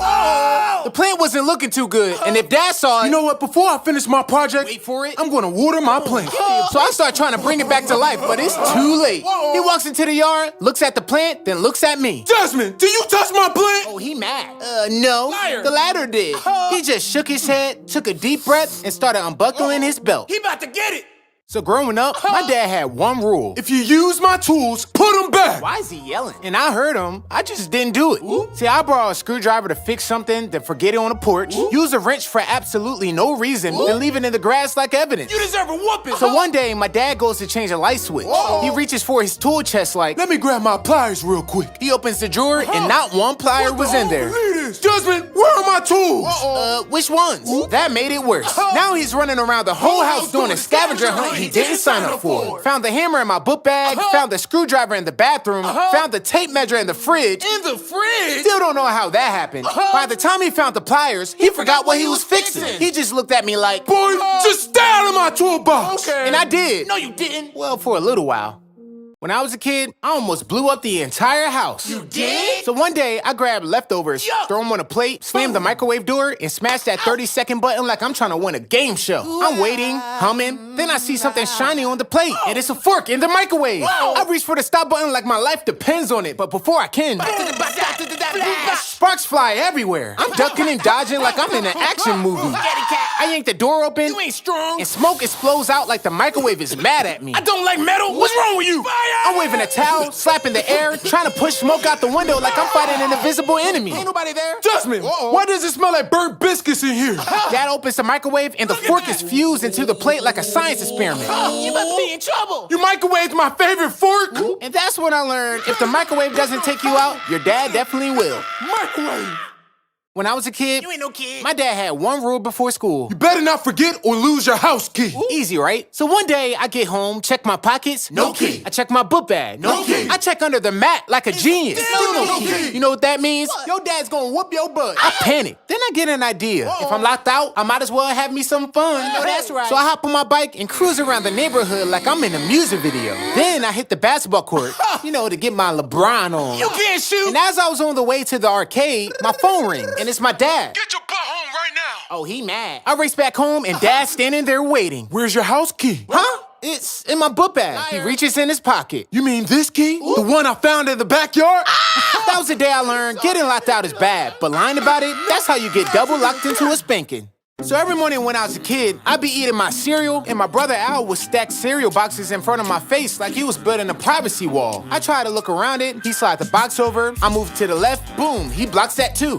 Why do you hate me so much? Come on, man, chew with your mouth closed. So I start messing with him. Al watching TV, I walk right in front of him with a bag of chips. Al doing homework, I sit right next to him eating fruit. Even when Al was on the phone, I lean in with the granola bar just to ruin his piece. I was having a time of my life until I fell asleep on the couch. When I woke up, my mouth wouldn't open. I run to the mirror and this man glued my mouth shut. I try to tell on him, but all that comes out is Haha, should have kept your mouth closed, little boy. Now you're stuck like that. When I was a kid, my dad had one rule on Cyber Monday. Don't buy anything. Just check the prices and get off my computer. So I'm scrolling, checking out all the deals, and I see a pack of drumsticks I really wanted. I click buy now just to see the discount, but then the screen says, order confirmed. Oh my goodness, what? I didn't confirm nothing. So I tried to cancel the order, but I asked for my dad's password. My dad's asleep on the couch, and I'm not waking him up. So I start trying to guess his password. Dad, 1, 2, 3? Nope. Refill the ice tray? Nope. Don't touch my TV? Oh no, I got locked out. Now I'm sweating, and then the worst thing happens. Hot dogs. Huh? Who's at my door at this time of night? Same day delivery. I didn't order nothing. Then he pulls out the drumsticks and looks at me. That's when I learned Cyber Monday deals are great, but Cyber Spankings arrive same day too. When I was a kid, Black Friday meant one thing, leftovers. But my dad, he guarded the fridge like a security guard. None of y'all better touch my ham. So one year, Dad takes a nap, and I get a little hungry. And I see that ham chilling in the fridge, glowing like treasure. So I move slow, open the foil like a surgeon, and I take one bite, and it was good. So I take another, And it was even better than the first bite. before I knew it, that ham was gone. But I figured my dad would just forget. That was a good nap. I feel like eating some ham. Oh my goodness, I'm about to get a spanking! So I found one little piece and put it back in the fridge. Oh, what's up, Dad? Peace out. Where you going? Walking to the store to get a hoagie? Nah, come over here and share this ham with me. I know how much you wanted, so It's all right, Dad, I'm full. I mean good, but it was too late. say huh. You ate my ham. And that's when I learned you can still Dad's leftovers as long as you're okay with a butt whooping. When I was a kid, my dad had one legendary talent, his Thanksgiving pies. People would fight over them, like full WWE. Aunties arguing, uncles hiding slices in their coat pockets. It was chaos every year. And me, I didn't even like pie until that Thanksgiving morning. Desmond, watch these pies while I run to the store. But whatever you do, don't taste it. You'll go crazy, man. I'm like, bro, it's pie. I'll be fine. He leaves. 10 seconds later, the smell hits me. I lean in just to smell it, and my tongue accidentally hits the crust. And suddenly, my brain goes, I take a tiny bite, then a big bite, then another. Next thing I know, I'm standing over the counter surrounded by crumbs. And all three of those pies are gone. Oh my goodness, I'm a monster. Then I hear the front door. I panicked so bad I tried to rebuild the pies. Desmond, yes? Where are my pies? I think the, pie fairy took it. But he didn't want to hear none of that. And that's when I learned the pie was sweet, but the whooping was sweeter. So this year, we planned something big, a Florida to Jersey road trip to spend Thanksgiving with our family. But 5 minutes into the driveway, Caden's complaining about the Wi-Fi, Kaylani's singing into our toy mic, Destiny's already stressed, and we ain't even hit the street yet. First couple hours, cool, then chaos hits. Kaylani drops her snacks, Caden steps on them, the car smells like cheese, and now I'm regretting this whole trip. And right when I think we're settling in, the car starts shaking like it's trying to break dance. So we pull into the closest spot we can find, Wendy's. And just our luck, flat tire. The tow truck says, We'll be there in about 5 hours. so now we're standing outside Wendy's, eating fries off the hood of the car like this was the plan the whole time. Caden's like, Happy Thanksgiving, I guess. Destiny's giving me that I trusted you to drive face. And that's when I realized no matter where we end up, I'm always the reason we end up there. When I was a kid, my dad had one sacred place, his man cave. The garage was his kingdom, and every single day he'd say, I want everybody to stay on my man cave. So one afternoon, Dad leaves to go get food, and me being me, I wander right in. I'm spinning in his chair, tapping buttons, just minding my business when I see it. His 85-inch big screen TV. And I promise, it was calling me. So I pick up the remote and my favorite music video's on. I'm singing, dancing, and then it happens. The screen goes black. Oh my goodness, I broke my dad's TV! I'm panicking, tapping it, unplugging it, plugging it back in, and nothing. Just in time for the big game on my big TV. I was out of time, so I had to think quick. Desmond, why is my TV wearing a blanket? Because it was cold? Nice thinking. I'll use it while I watch the game. Wait a minute, Desmond! At that moment, my soul left my body. And that's when I learned if you break your dad's 85-inch TV, even passing out won't save you from a whooping. When I was a kid, my dad had one weakness. He could not stand liars. From now on, anyone I think is lying to my face speaks to this. Dad asks you a question, and if you lie, the lights flash, and he spanks you. So me, Dre, and Al start testing it. Did you take the last cookie? No. Did you wear my sneakers last night? That thing was snitching on us more than our neighbor, Mr. Boulder. So we come up with a plan. We gotta break it. No, we gotta hide it. Why don't we do both? So we wrap it in towels, smack it with slippers, take the batteries out, and throw it outside. Later that evening, Dad walks in holding it like a trophy. Look what the dog found. Y'all hear that? Now it can speak for itself. Oh no! Did any of y'all throw this outside? We all say nope. All right, first one to snitch gets to skip a whooping. Okay, Dre said to break it, and Al said to hide it. What? Liar! And that's when I learned lying isn't worth it, especially when your parents have a lie detector. When I was a kid, putting a star on the tree was my job. Dad would walk in like, All right, buddy, do the honors. and I'd climb up there like I was the manager of Christmas. But one year, I got a little too carried away. We're decorating the house, and every time I see my brothers dragging their feet, I run straight to Dad. Dad, they're being lazy again. Oh, really? Tell them if they don't get in the holiday spirit. He's gonna give out a holiday spanking. My brother Al doesn't care, but Dre looks at me with that silent bet. I go take my little manager break, come back, and Dre's holding the star. Yo, what are you doing? You told Dad I was lazy and the star gotta go up. Everybody gets what they want. Oh my goodness, he's trying to get Christmas revenge. I tried pulling him off the tree, and the entire tree collapses like a folding chair. What in the world? He started it. No, he started, but Dad didn't want to hear none of it. And that was the day I learned you could be the manager of Christmas and still get fired on the spot. When I was a kid, my dad had one rule every November 18th. Put up that Christmas tree before I get home, or else. So one year, I'm doing my normal after-school routine, playing my drums, making a snack, then watching Avatar: The Last Airbender like nothing matters. Then suddenly, a Christmas commercial pops up. Don't forget to put the tree up or your dad might spank you. Oh my goodness, the tree! I sprint to the garage, drag out both Christmas tree bags, and start trying to put it together. But then I hear, You better put the tree up, or your dad might spank you. Oh, that's catchy. I was out of time, so I had no choice but to skip some parts and hope he didn't notice. Dad might spank you. What the? Jasmine, I'm gonna whoop your butt! I guess he found out, and that's when I learned you can skip pieces on a Christmas tree, but you can't skip consequences.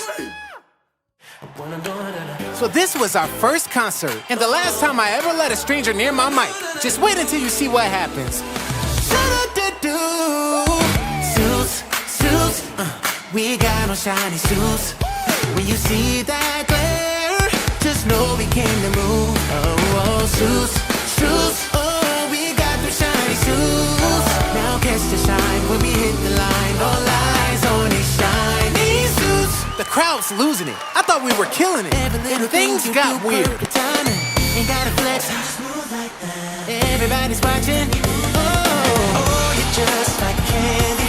Your love gives me that sugar rush from my love. Girl, I need it. I'm so addicted. Who's this dude? Name's Damon Steele, and the crowd always remembers my name. Then he drops the mic and storms off stage. That's when we knew we had a problem.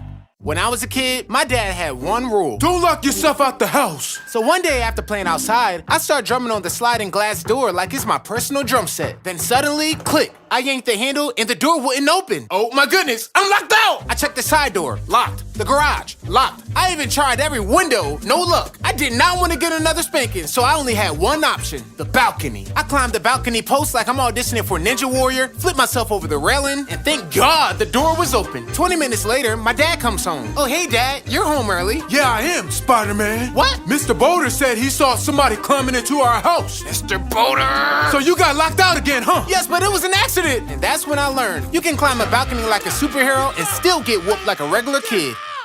When I was a kid, my dad had one rule. Nobody touch my autotune. Don't even look at it. So one day he leaves the house and I wander into his studio like I'm not breaking 14 rules at once. But then I see the headphones sitting there, glowing, calling my name. I slip them on, walk up to the mic, and start singing. Ooh, ah. And oh my goodness, I sounded amazing. I start going crazy. Hey, yeah, yeah. But then I see a knob, a shiny silver knob, and it starts speaking to me. Turn me, Desmond. So I turned the knob, thinking I was about to sound real good. But instead, my voice sounds like a broken robot falling down a flight of stairs. So I start twisting the knob even more, but the more I twist, the worse it gets. So I decided to just leave it. What did I say about touching my autotune? Oh no! Dad, listen, I can explain. That's when I learned autotune can fix your voice, but it can't save you from a whooping.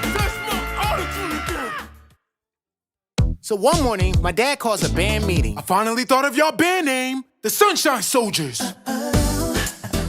Yeah.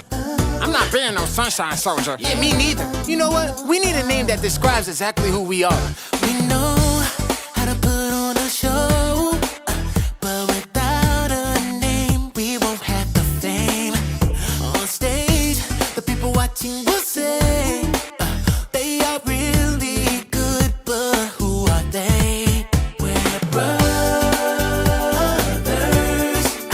with our cousin. That means something.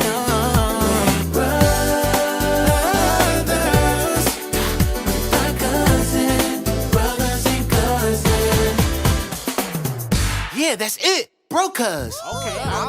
Yeah. So this is what y'all doing behind my back? Bro, cuz? Everybody quiet! I like it. When I was a kid, my dad had one rule after school. Take the chicken out the freezer before I get home. So my grandpa dropped me off early one day because I was sick and I took a nap. Desmond better have took my chicken out cause I'm hungry. Oh snap! The chicken! I sprint to the kitchen, grab it from the freezer, and toss it in the sink like that's gonna do something. It's still hard as a rock. I fill the sink with hot water and nothing. I grab the hairdryer, it's still frozen. So I do the only thing my panicking brain could think of. Spray it with fart spray. So Dad would think the chicken went bad. Desmond! Yes, Dad? But why didn't you take the chicken out? Because it stinks. Smell it. That can't be. I just bought this chicken. Whoa! What the heck? I'm smiling inside thinking I'm in the clear. But then he finds a fart spray bottle in the trash. You sprayed my chicken with this? Huh? And was it cause you forgot to take it out? Yes, I'm sorry, Dad, I'm sorry. That's when I learned trying to fake a rotten chicken just gets you cooked instead.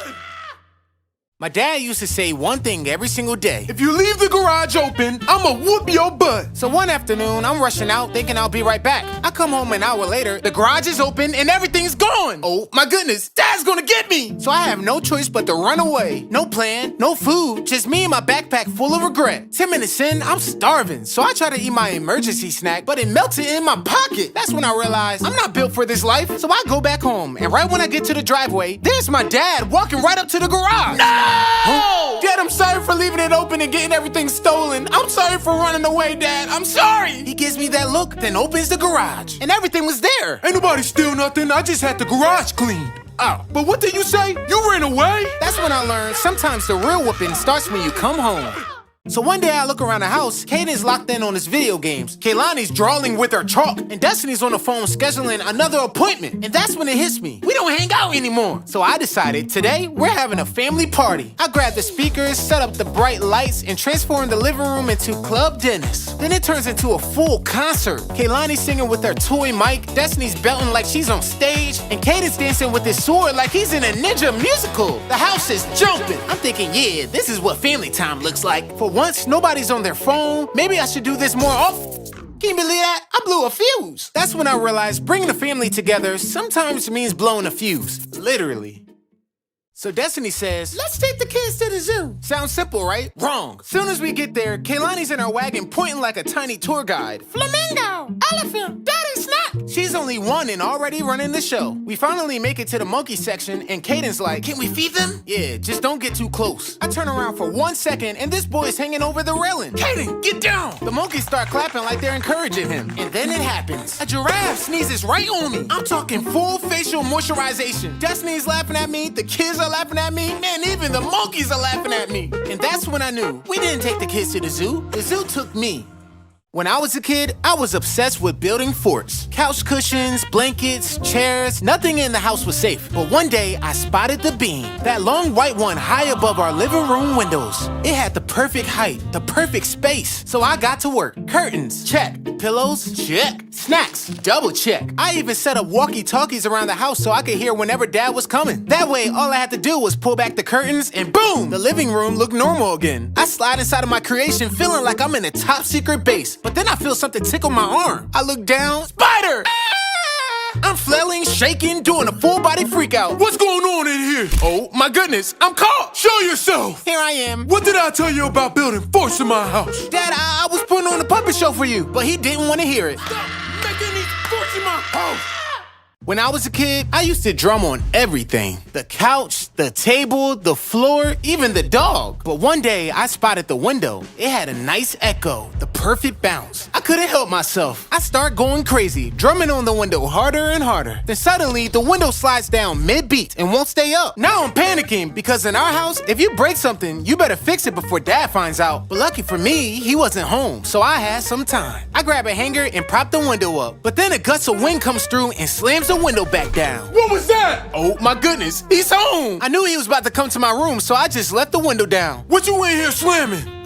Practicing for my drum solo? Why does it smell like you haven't been washing your... You know what? We need to open up a window in here. No, Dad, let me do it. But it was too late. He figured out what I was trying to cover up, and I got a spanking. When I was a kid, Saturday was the one day I actually got to relax. Well, before the band started. All right, boys, put them games down. We got studio time today. Studio? Today? But Dad, I want to play Uno. Let me tell you something. We are going to the studio. I'll be right back. I forgot my belt in the house. Yo, I can't believe he's making us work today. Who you telling? My dad was about to take me to Dave & Buster's, and then your dad called him. Well, at least you get to go home. He makes us practice in our sleep. You know what this means? We're going on strike. So we get to the studio and Dad tells us to do our vocal warm-ups. I don't wanna work, all I wanna do is play. I got my cars, I'm chilling now. No choice, no rules today. You gonna do what I tell you to do. Hey, hey, hey. Stop the music. Said Nah, I'm man. off, I'm not working today. This song is catchy. Hey, hey, hey. I said I'm off, I'm not working today. You know what? Since that song is better than the one I wrote, I'm gonna give y'all the day off. But don't get used to it. So it's October 31st, Destiny's birthday. But every year, Halloween steals the spotlight. So this year, I wanted to make it her day. I rushed downstairs to make her favorite breakfast, chocolate waffles. But then I realized we have no syrup. So I hop in the car, drive to the store, and that's when I see the balloons. She deserves a little birthday party. So instead of syrup, I leave with snacks, chips, and a new plan. I start inviting friends on the way home. Yo, come through, it's gonna be fun. I get home and tell Destiny to take the kids to their grandparents to trick or treat. And now it's go time. Except, I never got her a gift. So I run out again. 3 stores later, I finally find something nice. I get back to the house and everyone's already there. But then I remember I never got a birthday cake. So I'm back in the car racing to the bakery and the baker is moving so slow. By the time I get home, it's nighttime and the party's over. Babe, I'm sorry I ruined your birthday. What are you talking about? I had a blast. Thank you so much. That's when I realized sometimes it's okay to miss your wife's party as long as you make sure it happens. When I was a kid, Halloween was the day. But one year, I got stuck on punishment. Where you think you going? Dad, can't you see me? I'm going trick-or-treating. No, you're not. I just got off the phone with Mr. Williams, and he told me what you was doing in class today. Oh, snap. I forgot Mr. Williams said he was going to call my dad today. I'm gonna wait and call your dad at the mall so you can't go trick-or-treating. Please, Dad, I'll do anything. I'll clean, I'll take out the trash, Then he gives me this look like he's about to teach me a life lesson. You can go trick-or-treating if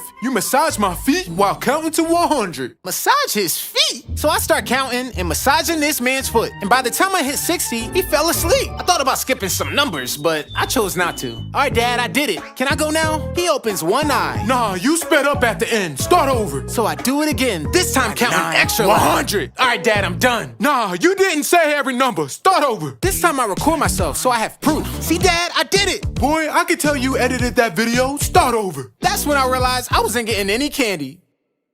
When I was a kid, our band was getting serious. Me, my brothers, and our cousin had a few real good songs done. And Dad goes, All right, fellas, it's time to film a music video. We were hyped until we realized Dad wanted to direct it himself. All right, listen up. You gotta cry out to the camera. I need to feel it. He had us standing on the driveway. Dad, we're filming the video out here? Yeah, right here. And I want y'all to start off with some finger snaps. Finger snaps? That's when we knew we were in trouble. After 5 hours of finger snaps, Dad finally says, Whoa, that's a wrap, fellas. I'm gonna edit it and we're gonna post it tonight. Yeah, we can't let him post that video. Yeah, if he does, everyone's gonna laugh at us. So we had no choice but to set up a green screen, grab the water hose for special effects, and film a new version of the video in the garage. All right, fellas, I'm about to post the video. Wait, Dad, take a look at this. Through the midnight, I'm calling out your name. Raindrops keep on dancing, but my heart still feels the same. Y'all filmed another video?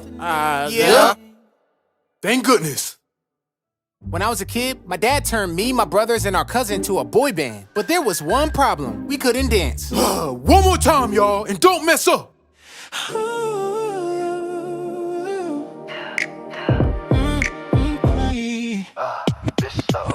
You pull up looking like you know the assignment. Every little thing you do, perfect time. Ain't gotta flex, you just move like that. Everybody watching when you move like that. You got that flavor, girl, that's all yours. Sweet like Sunday out the corner store. One look and I'm already stuck. You hit my veins, now I'm wide awake. Oh, you're just like candy. Your love gives me that sugar rush. Girl, I need it. Hey, I'm so addicted. No, you never bitter. You're sweet just like a Twizzler, my love. Ooh, I need you. Yeah, there's nothing realer. Y'all can do better than that. One more time. When I was a kid, my dad had this one sacred item, his foot massager. Nobody was allowed to touch it, or else. Don't you even think about it. Oh! So one Saturday, I'm chilling in the living room, bored out of my mind, and went upstairs to ask my dad if I could ride my bike. He wasn't in his room, so I looked out the window and noticed his car was gone. As I was leaving his room, there it was, the foot massager. It was just sitting there tempting me. Come on, Desmond, stick your feet in. Your dad won't find out. Yes, he will. He always finds out. Trust me, Desmond, he won't. Okay, just one foot. Doesn't that feel good? Oh, yeah. You might as well put the other foot in. All right, just for a second. Oh, yeah. Doesn't that feel good? I told you, man. Foot massager, why did you stop? That's when I realized it was broken. Whoa, my feet hurt. Oh, I know. I'm gonna use my foot massager. No! So I start packing my clothes to run away from home, but it was too late. How does your feet feel, Desmond? I'm sorry. Yeah, you're gonna be sorry. Did I tell you not to use my stuff? When I was a kid, my dad had one rule. Keep the daggone TV remote in the living room. So one afternoon, I'm watching my favorite show, and I start getting hungry. So I place the remote down, head to the kitchen, grab a little snack, and come back ready to chill again. But the remote is gone. I knew I left it there. I check on the floor, I check under the cushions, but nothing. Now I'm sweating, because in our house, if you lose the remote, that's basically a felony. Yo, what's wrong with you? I think I lost the TV remote. You better hope that dad doesn't find out. Before I can answer, we hear the front door. I feel like watching some good old TV. And the remote better be there, too. So I hide in the closet like it's a bomb shelter, waiting for the explosion. Next thing I know, I wake up and I'm still alive. I sneak out and see Dad in the living room watching TV with the remote working perfectly. I look over at Dre and he's grinning. Where you find the remote? In my pocket. When I was a kid, I was the biggest snitch in the house. If one of my brothers even looked like they were doing something wrong, I was already halfway to tell my dad, Dad, guess what Dre did? But one afternoon, I finally got a taste of my own medicine. Dad had one simple rule. Don't eat on the trampoline. But that day, I was starving. So I sneak out with my little snack, sit right in the middle of the trampoline, and think I'm a genius. Nobody can see me from here. All of a sudden, I hear Dre's voice. What you doing, Desmond? Nothing. You ain't slick. Didn't Dad say no eating on a trampoline? Please don't tell. Oh, you mean like how you told on me yesterday? Yeah, I'm sorry. Just please don't tell. Before I could even finish begging, he sprinted into the house like he was in the Olympics. But then I figured he wouldn't tell because he wasn't a snitch like me. Desmond, didn't I tell you not to eat on there? Oh, my goodness. He snitched. Then Dad climbs into the trampoline. Dre, sit where I sit. Sure thing, Dad. That was the day I learned snitches don't just get stitches, they get spanked in trampolines. When I was a kid, my dad decided me and my brothers were going to be the next big R&B group. He had the vision, the songs, and 3 sons who couldn't hit a high note to save their lives. Oh my goodness, this ain't working. So Dad brought in our cousin Mike. He could hit notes higher than a microwave beat.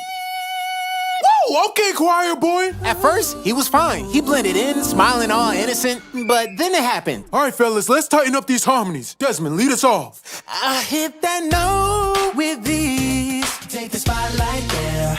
Now bring the crowd to their knees. And the runs ain't rare. So come on and step aside. It's showtime. But we both can be center. It's one or the other. And one day you'll discover that I'm the lead forever and ever. Well, I guess we know who our lead singer is. So the other day, Caden's running around the living room making random sound effects. He's flipping over the couch, chasing a dog. I had enough. Caden, you're too old for that. Act your age, man. He stops, looks at me and goes, okay. Then walks over to the couch, grabs the remote, and starts scrolling on my Netflix profile. Hey, what do you think you're doing? Acting my age. 10-year-olds do whatever they want. I was about to say something, but then he hit me with, Wait a minute. Some kids my age be acting grown, right? I said, don't even think about it. He found one of my belts and then held it up. Somebody's about to get a pow-pow. Then Destiny walks in like, Boy, if you don't get off my couch. Daddy told me to act my age, and this is what 10-year-olds do. And then he hopped off the couch and started messing with his little sister. But she don't play. She smacked him right in the face. Mommy, she hit me. Now I know. If you tell a 10-year-old to act your age, you might get a mini adult. Or you might just get him beat up by a toddler. When I was a kid, my dad had me and my brothers perform a song for our mom's birthday, and that gave him an idea. Y'all gonna record that song so we can get a record deal. I was so hyped, I stayed up all night playing PlayStation, yelling every time I won a match. Let's go! But I didn't know we were going to the studio that next morning. Mama, how do we thank you? Take 1. All right, boys, make me proud. I'm sorry, Dad. My throat hurts. Boy, I don't wanna hear that. You better sing. But my throat hurts. Wait a minute, say that again. Say what? That my throat hurts? Whoa, forget about that mama song. My throat hurts? Now that's a hit. Before I knew it, we were singing a totally different song. My throat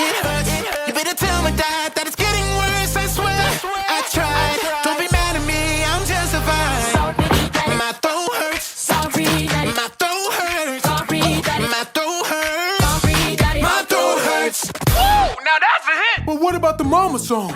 Nobody care about no mama song. Oh, but this song is stupid. That's when I learned, the dumber the song, the bigger the hit. I'm not paying for this. When I was a kid, recess was the main event. You could have had the worst morning ever, but once that bell rang, it was game time. So one day, Brayton's out there holding the basketball on his shoulder, posing like he's on a magazine cover, and he had everybody's attention. I wasn't about to let that slide, so I grabbed the ball, spun it in my hands and said, "Y'all think that was cool? Let me show y'all this little move my dad taught me. This move is called hit the whoa and let it flow." The only problem was, it didn't flow. It flew. And of course, it lands perfectly in the teacher's coffee. The playground goes silent. Even the swing stopped swinging. Somebody's gonna pay for my coffee. Nice shot, Michael Jordan. I tried to play it cool like, yeah, that's the remix version.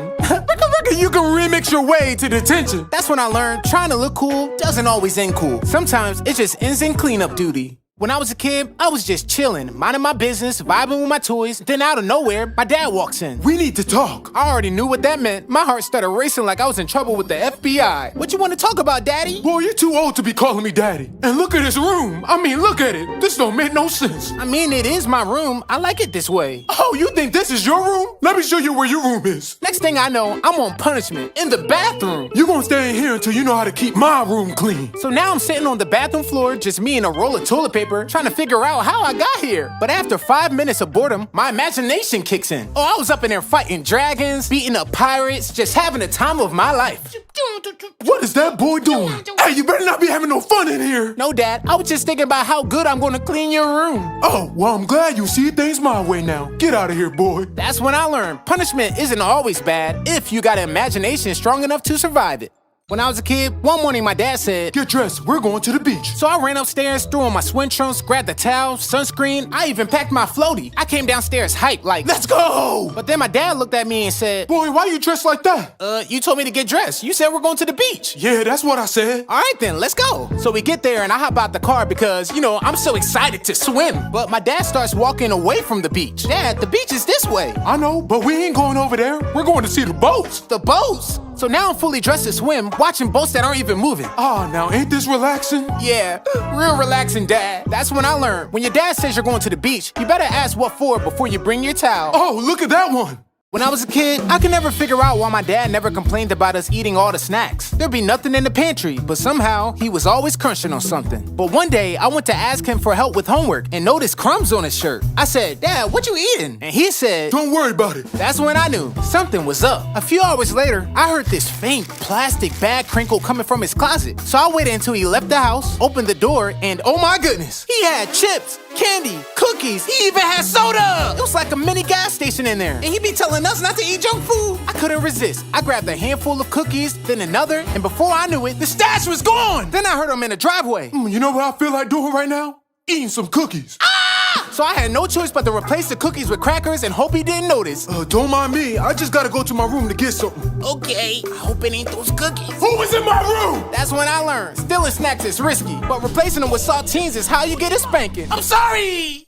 Being a dad means somehow everything that breaks is your fault. So when the Wi-Fi went out, everyone in the house looked straight at me like I work for the internet. Caden's like, "Dad, hurry up, my game's lagging." Destiny's yelling, Come on, I got work to do! Even baby Kaylani's in her high chair throwing a fit. So I unplugged the router, waited 10 seconds, like a pro, plugged it back in, and nothing. Dang, that usually works. I looked up at my family, and they were all looking at me like I was worthless. So I unplugged it again, this time squinting, because, squinting makes you smarter. And still nothing. Destiny said, "I thought you could fix anything." Then Kaden said, Geez, Dad, I thought you were smart.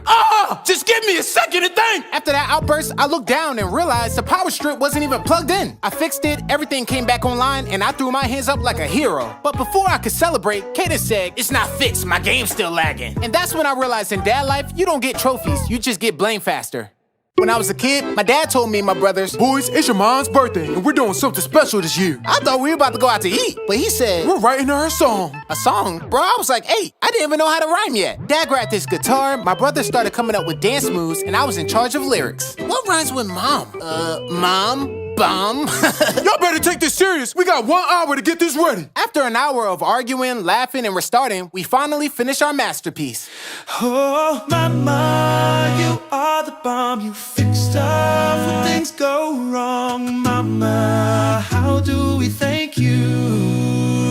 Oh my goodness! Oh, mama, you are the light. You make the dark days bright. I know that's right. Mama, how do we thank you?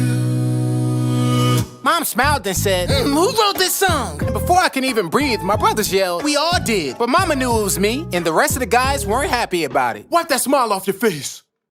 When I was a kid, my brothers never wanted to take me anywhere. They said I was too immature and would cramp their style. And yeah, maybe they were right. But one day I decided that was it. I was done being the little kid. So I came up with a plan to prove how mature I was. I ironed my church pants, tucked in my shirt, sprayed on my dad's cologne, and waited by the door. Gentlemen, I am ready for an evening on the town. They looked at me like I just applied for a job. Okay, I see you, Mr. Mature. But if you want to hang out with us, you gotta show us your cool walk. Say less. I leaned my shoulder down and started strutting down the hallway, real smooth. They're behind me, hyping me up, trying not to laugh. Then my other brother says, all right, now turn around real slowly and walk back. So I do the smoothest spin around, and to my surprise, my brothers were gone. I ran to the front door, and they were already halfway down the street. And that's when I learned, being mature doesn't get you invited. It just means you get left behind in dress shoes. When I was a kid, I thought I was the smartest person alive. One day, my dad told me I couldn't ride my bike until I finished cleaning my room. So I waited for him to start watching football and snuck out anyway. I thought it was fun being a bad boy until I saw a police car roll by. Right in that moment, I didn't want to be bad anymore. So I ditched my bike behind a bush and ran home like I just committed a felony. 10 minutes later, my dad yelled, Desmond, oh my goodness, somebody stole your bike. I froze. I didn't know what to do. I couldn't tell him I was the thief, so I just played along. Next thing I know, we're in the car driving around the neighborhood looking for my bike, and I felt so guilty because I knew exactly where it was. But suddenly, we see the neighborhood guy, Yermy, walking with my bike. Yermy, you stole Desmond's bike out of our backyard? What? He threw behind the bushes 10 minutes ago, so I thought he didn't want it no more. Hold on, so you sneaking out the house and you got me out here looking for a bike that's not stolen? By the look in his eyes, I already knew what time it was. Let's just say I was grounded before the bike even made it home. When I was a kid, I took trick-or-treating way too seriously. I had the biggest bag, the fastest legs, and a plan. Hit the good houses first. But one year, my mask kept slipping over my eyes. I could barely see, but I wasn't about to let that stop me. Halfway through my route, I spotted Brayton, the school bully, leaving one of the fancy houses that gives out full-size candy bars. Too slow, egghead. They're giving out the last ones right now. I ran up the street, mask sliding down, to hurry up and get my own full-size candy bar. I made it just in time, grabbed a handful, and took off running. But then I heard somebody yelling. Hey, that candy was for my grandkids! I pushed up my mask and realized I was at the wrong house. Oh, I'm gonna tell your daddy. Give me back my Kit Kats. For an old man, he was pretty fast. And the worst part, Brain recorded the whole thing in slow motion. This is good. Then everyone at school called me the candy criminal. When I was a kid, Halloween was serious business. One year I had my candy route planned, my vampire costume with fangs and everything. I was ready. But there was only one problem. Brayton, a school bully. The boy that once put fake spiders in my lunchbox. He showed up on my porch asking to trick or treat with me. And my dad, being way too friendly, said, well, of course you can join Desmond. No! Now I'm stuck trick-or-treating with Count Dorcula's #1 hater. Although Brayton was being Brayton, everything was fine until we got to Old Man Miller's house. The creepy house on the block that everyone said was haunted. I bet you're too scared to knock. What? I'm not scared to knock. Then do it. I knocked 3 times, and then all of a sudden, there was a growl. At first, I thought it was Brayton, but he was gone. The growl got louder, closer, like something big was breathing behind me. I dropped my candy and ran for my life. When I got home, I slammed the door and dove behind the couch. Then I heard someone laughing outside my window, and it was Brayton, holding a werewolf mask in my candy bag. Happy Halloween, little boy. So I'm happy this morning because I came downstairs and found the whole living room decked out in fall decorations. Pumpkins everywhere, leaves on the walls, and even my favorite mini pumpkin snacks. As I enjoyed one, Destiny walked in and applauded me for the decorating. I told her it wasn't me, and I thought she did it. She suggested it might have been Caden. So I dashed into Caden's gaming room and asked if he had decorated the living room. He shrugged and said he couldn't have even if he wanted to because he's broke. Then I remembered I had a camera set up in the living room. I decided to check the footage to see who put up the decorations, and you wouldn't believe what I saw. The decorations put themselves up. That's when it clicked. I realized we had a ghost. Just as panic set in, I heard laughter coming from the other room. Was that the ghost getting ready to attack? I had to find out, so I rushed in the room to find my daughter Kaylani drawing on her easel. But to my surprise, everything she drew came to life. Wait, does that mean those pumpkin snacks I just ate weren't real? So I'm angry this morning because I just remember how last year some kids stole all of the Halloween candy I put out for everyone. I didn't want to miss out on trick-or-treating with my kids just to monitor my candy bowl, so I had no choice but to do something about it. First, I tried putting a lot of glue at the bottom of the bowl so kids could only take one, but that stupid idea was a fail. Next, I hung a camera above my doorway so I could see if kids were about to take more than one candy. But then I remembered I wouldn't be home to do anything about it, so I decided to train my dog Snoop to look out the window and bark at kids taking more than one candy. But he just walked away like I was crazy, so I had no choice but to turn to desperate measures. I built a stand that when someone tries to remove the bowl off of it, it traps them in a force field. Right when I was done, I accidentally kicked the bowl off and I got trapped. Well, at least I know it works. I'm really excited this morning because today is October 1st, which means we're just 30 days away from Halloween. I want every day of this month to be spooky, so I got right to work transforming our house into a haunted mansion. First, I inflated the decorations in the front yard and made sure they were positioned just right. Then I went inside and decorated the house with Halloween decor. The final touch was the skeleton, but I had no idea where to put it. At first, I placed it in front of the piano, but then I realized it might scare the baby. So I went to the garage, grabbed the ladder, and hung it from the chandelier. But then I took it down because I didn't want it to fall on someone's head. Finally, I decided to sit it on the edge of a beam in my living room. I was done, but I still felt like something was missing. That's when it hit me. I always scare Destiny on the first day of October. I went into my costume closet and picked out one of my masks. Then I hid and waited for Destiny to walk by. As soon as I heard her coming, I jumped out and scared her so much that she smacked my mask off. I think next year, I might skip scaring her.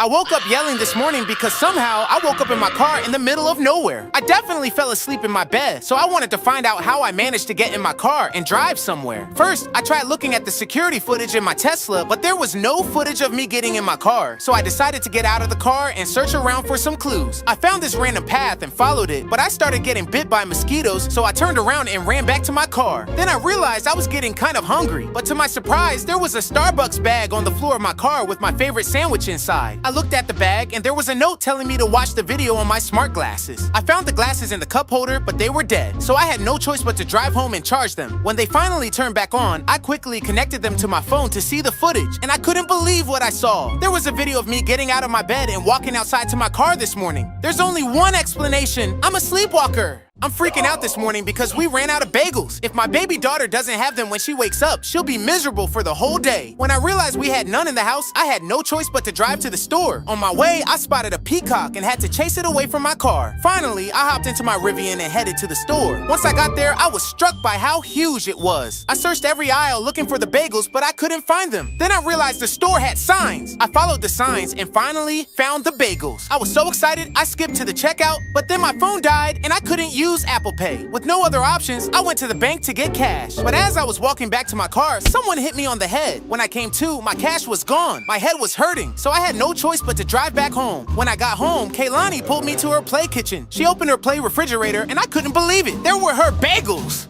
Growing up, if my brothers and I forgot to take out the trash on trash day, our dad would explode. The next time someone forget to take the trash out, I'm gonna throw you out. Well, one day I was jamming on my drums when I suddenly heard the trash truck. That's when I remembered it was my turn to take out the trash. I rushed outside to stop the truck, but it was too late. That truck was gone. Then my dad sent me a video. I just passed the trash truck, and if our bin isn't empty, you're gonna get it. I had to think fast, and an idea popped into my head. I took all the trash out the bin and hid it under the couch. A few minutes after my dad got home, he asked, Desmond, why does the couch smell like straight up trash? Maybe some food fell under there? Or maybe you forgot to take out the trash and hit the trash bags under the couch so you wouldn't get in trouble. Oh, my goodness, he knows! How did you know, Dad? Wait, I was just joking. You really did that? Mm-hmm. Ooh, you're about to get it, boy. No! I was really upset because every morning I catch my son playing Fortnite instead of doing his homeschool work. This was my 7th warning, so I had to take action. First, I tried putting a passcode on his TV, but he somehow figured out a way around it. Next, I hit his remote control, but then I remembered he had a second one. So I took that remote too, thinking I finally had him cornered. A few minutes later, I checked on him and saw he was working on his school assignments. But then I noticed he was having way too much fun. He's never enjoyed schoolwork this much. When I got closer, I realized he was playing Fortnite on his laptop. I snatched the laptop and installed a blocker so he couldn't play any games. I told him to get back to work. When I came back to check on him, his head was down like he was sleeping. I walked over to wake him up and found him playing Fortnite on his phone instead. At that point, I'd had enough. I grabbed a hammer and smashed his devices. I told him to get back to work, but then I realized he couldn't because I just smashed his laptop. While I was cleaning the pool, my dog Snoop spotted an iguana. Hey, what you doing in my pool? I don't want no problems. I'm just trying to take a bath, man. I don't want you in here. Get out of here. Wait, I'm gonna get you. Yeah, that's what I thought. Get out of here. I ain't going nowhere. This is my house now. What you say? You gonna pay for that? What's up? Come on, cut your tail. Cut your tail. Come on. Get on back. Come on. I'm gonna get you. I'm gonna get you. What now? Come on. Yeah, you ain't got nowhere to go. Wait, there you go. What's up? Yeah. This ain't over. Hold on. Just give me a second. I gotta catch my breath. Say that to my face. I dare you to say that to my back. Oh, you You look. done did it now. Wow. Just let me Here's the go. color green. Yeah, get down here. What's up? What? Da. I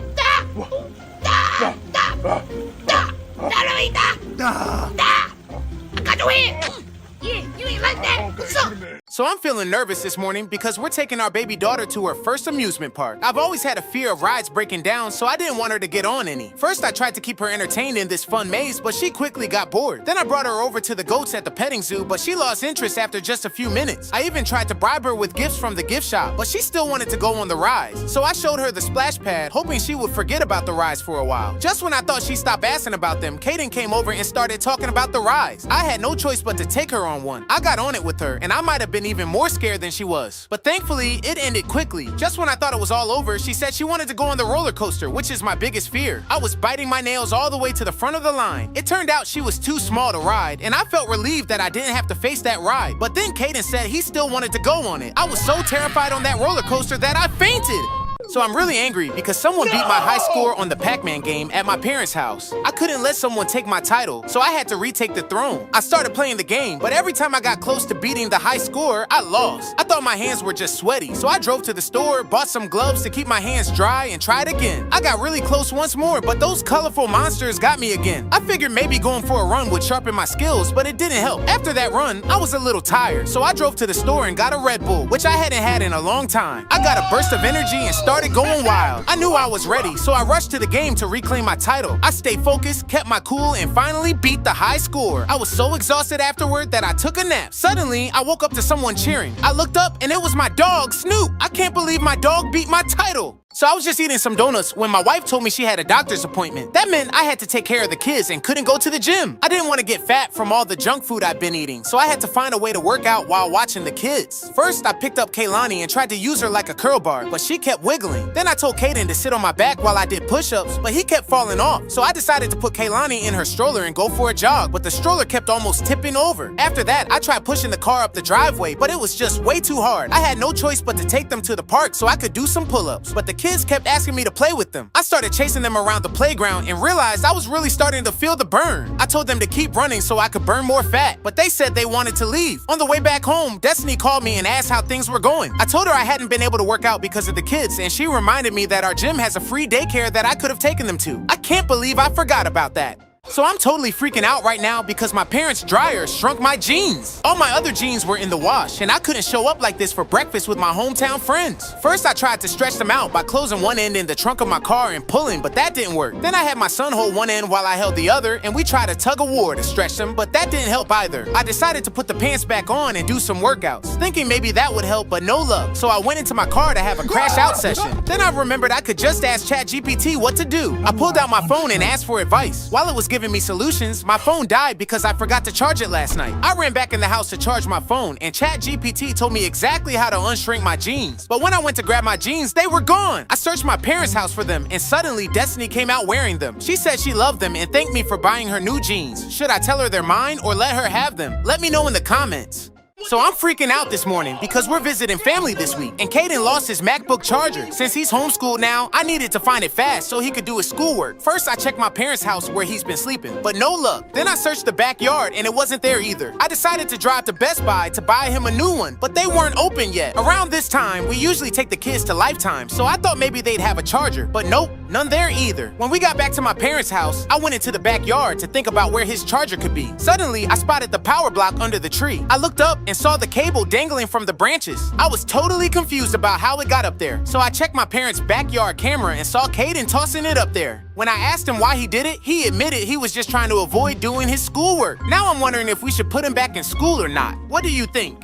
I started my day feeling really angry because the rental car for my vacation was a gas car. After driving my Tesla for years, which drives itself, I completely forgot how to handle a regular car. First, I didn't know how to get into the car. With my Tesla, the doors open automatically when I walk up to it, so I was very confused. Right when I was about to break the window to get inside, I remembered that I should just use the door handle. Once I was finally inside, I tried to start driving, but the car wouldn't move. In my Tesla, I just pressed the pedal and it goes. But this car was different. I even asked ChatGPT how to start it, and it told me to look for a start button. I found it, pressed it, and the engine started. As the car began moving, I tried to find the autopilot button so it could drive me to my grandma's house. Then I remembered gas cars can't drive themselves. So I took a deep breath and started to drive. Just when I thought I was getting the hang of it, I almost crashed because my Tesla slows down at stoplights automatically. But this car didn't do that. Luckily, I made it to my grandma's house. But when I got out, the car rolled down the driveway because I forgot to put it in park. I woke up yelling because the family had to be at the airport in an hour and I hadn't packed yet. I couldn't let us miss our flight, so I had to move fast. First, I dashed to the garage to grab my suitcase, but then I saw a lizard. I couldn't go on vacation knowing a lizard was living in my garage, so I had to catch it. I opened the garage, grabbed a mop, and chased it out like a pro. Then I ran back upstairs to pack my clothes. I had no idea what the weather would be like in New Jersey, so I asked Alexa. She said she couldn't connect to the internet. I couldn't go on vacation with the internet down. I raced downstairs to restart the internet. Finally, I used my phone to check the weather, and it said it was gonna be hot. I pulled out all my shorts and tank tops. Then I realized I checked the weather from Miami, and it was gonna be cold in New Jersey. I rushed back to my closet to grab my jeans and sweaters, but they were missing. Just then, my driver called and said he was outside. I had no choice but to pack my summer clothes and hope for the best. As I was taking the suitcases down, I noticed another suitcase. I opened it up, and there were my jeans. Turns out Destiny packed my clothes for me, and I just wasted an hour. I woke up yelling because I realized I hadn't bought Kaylani her own tablet for our flight tomorrow. After having to lend her my phone on the last trip, I was determined to get her one. I quickly drove to Best Buy, but they didn't open until 10 a.m. and it was only 9, so I headed back to my Tesla to watch some shows while I waited. I ended up falling asleep, and when I woke up, it was already 2 p.m. As I got out of the car, I remembered I had to coach Little League basketball at the park. After that was over, I was excited to grab that tablet, but then Destiny called to remind me that I needed to watch the kids while she ran her errands. I returned home frustrated because I knew Best Buy would be closed by the time she got back. But just then, I realized Kaylani was missing. I searched every room, panicking because I couldn't find her anywhere. Right when I was about to call 911, I heard some noises coming from my closet. It turns out Kaylani found my old tablet that went missing a few years ago. I finally had some peace for tomorrow after all. I woke up yelling because I remembered I drank all of the milk last night. My daughter Kaylani turns into a monster without her morning milk, so I had to get some quick. At first, I tried to DoorDash some milk to my house, but it said it was going to take an hour, so I had no choice but to drive to the store. I head to my Tesla, but somehow I had a flat tire, so I decided to take my Rivian, but realized I forgot to charge it last night. Kaylani was going to be waking up any minute now, and I didn't want her to beat me up, so I had no choice but to drive my scooter to the store. I walked to the refrigerator, and there's no milk, so I rushed to the supermarket next door, and all of the milk was expired. I checked the time and knew Kaylani was up by now, probably destroying our house, so I decided to delay going home. But then I remembered that Destiny and Kaden were home, probably getting Kaylani's wrap, so I rushed home to save them, but when I walked in, Kaylani was fine. Turns out Destiny stored extra milk in our second refrigerator. Thank you, Jesus, for giving me a smart woman.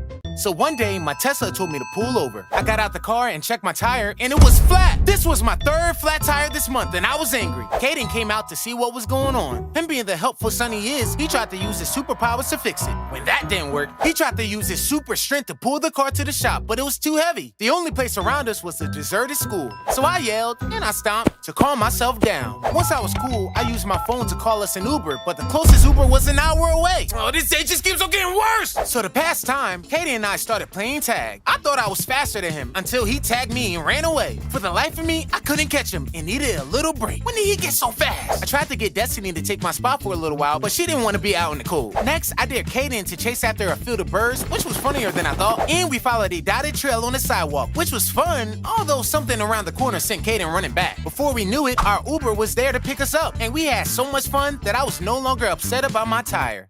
So one day I seen the friendly neighborhood guy Yermy looking sad. Hey Yermy, what's the matter? Yermy needs some money. That's what's wrong. Well, why don't you make a YouTube channel? That's how I make money. I don't know nothing about no YouTube, but if it can make me $5, can you teach me? Yeah, I got you. So the first step is to figure out what you want your channel to be about. Hey, can one of y'all help me with something? Come on, old man. Can't you see I'm trying to learn? I'm willing to pay $5. I'll be right back, Desmond. Yeah. $5. So all I need you to do is move this bin right over here. Okay, that's easy. I'll be right back. I'm going to go in and get your $5. Yeah, get my $5. All right, Yummy. All you gotta do is move the bin. Whoa, Nelly, this is heavy. What's in here anyways? Ooh. Yummy, I got your 5. What the? I ain't seen one of these since I was a boy. Woo! That's my grandson's. Get out of here, Yummy. Fine then, I'll be on my way. Just give me my money. You didn't even move the bin. I ain't paying you. What? Oh. Woo! You better give me my money. Okay, here you go. Yeah, $5. So one day, Ethan brought home a rock, but not just any rock, a rock with a built-in speaker, and he was about to do the ultimate prank. He placed the speaker by the pool and waited behind a tree for his brother Brayton to come outside. Brayton is about to be scared out of his swimming trunks. It's time to go swimming, yaddy la la la da. Whoa, mama, that feels good. Here we go. Huh? What's that? Oh, I know what that is. Ghost!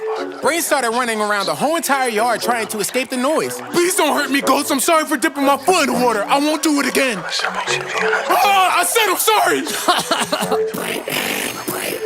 Oh, it knows my name. Look at you, Brayton. You're such a fool. No, I'm not, Ethan. There's a ghost out here. Brayton, it was me. I'm the ghost. What? Yup, and there's nothing you can do about it, little boy. We saved a jellyfish. It was a beautiful day at the beach with my family when I spotted a jellyfish stranded on the sand. I knew I had to act fast, so I ran to Caden for help. He's always been a problem solver, and he didn't disappoint. Caden's initial plan was to build a water slide for the jellyfish, but the ocean kept washing it away. We needed a new plan, and fast. That's when I remembered Caden's trusty boogie board. Caden grabbed his boogie board and quickly sprang into action. The waves were strong, but he was determined to get that jellyfish back into the ocean. With each push, the jellyfish got closer and closer to the water. Caden didn't give up, and the jellyfish made it back into the ocean. So what I've learned is that if we ever need to save another animal, a boogie board can be the perfect tool to save the day. No more junk food. Destiny wanted our family to be more healthy, so she threw away all the junk food and filled our pantry with healthy snacks. Katie and I weren't too happy about this and decided that we were going to sneak some junk food when she wasn't looking. We waited until Destiny went to the store and then snuck some junk from our hidden stash. We had all types of stuff in there. Cookies, candy bars, Takis, you name it. We were having a great time until we heard the front door open. We tried to hide everything and act natural, but Destiny knew something was up. She looked around and seen that the top cabinet was open and found all of our junk. She was so disappointed in us and threw away everything. The moral of the story is that if you try to hide something from your spouse, they will always find out.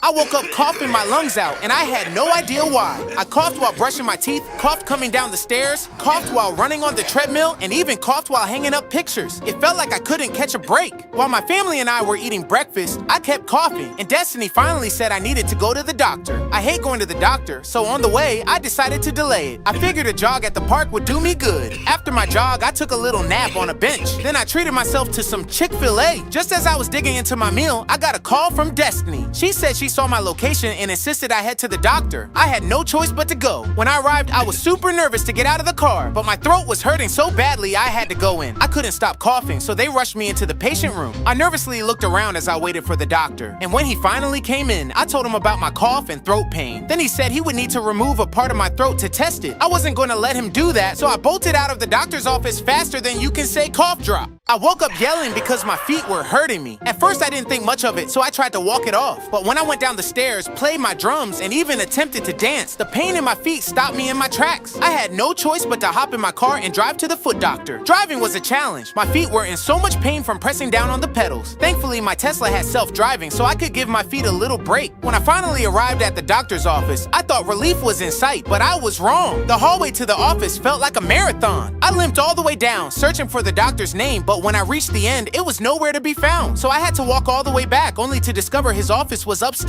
I took the elevator, and of course, I had to walk down the hall again. By the time I got there, my feet were throbbing, but I still had to fill out what felt like endless paperwork. Finally, an hour later, I went into the patient room and explained what I was feeling. Suddenly, the doctor started putting this paste on my foot. My heart dropped when I realized she was getting a mold to replace my feet. I panicked, jumped up, and made a run for it.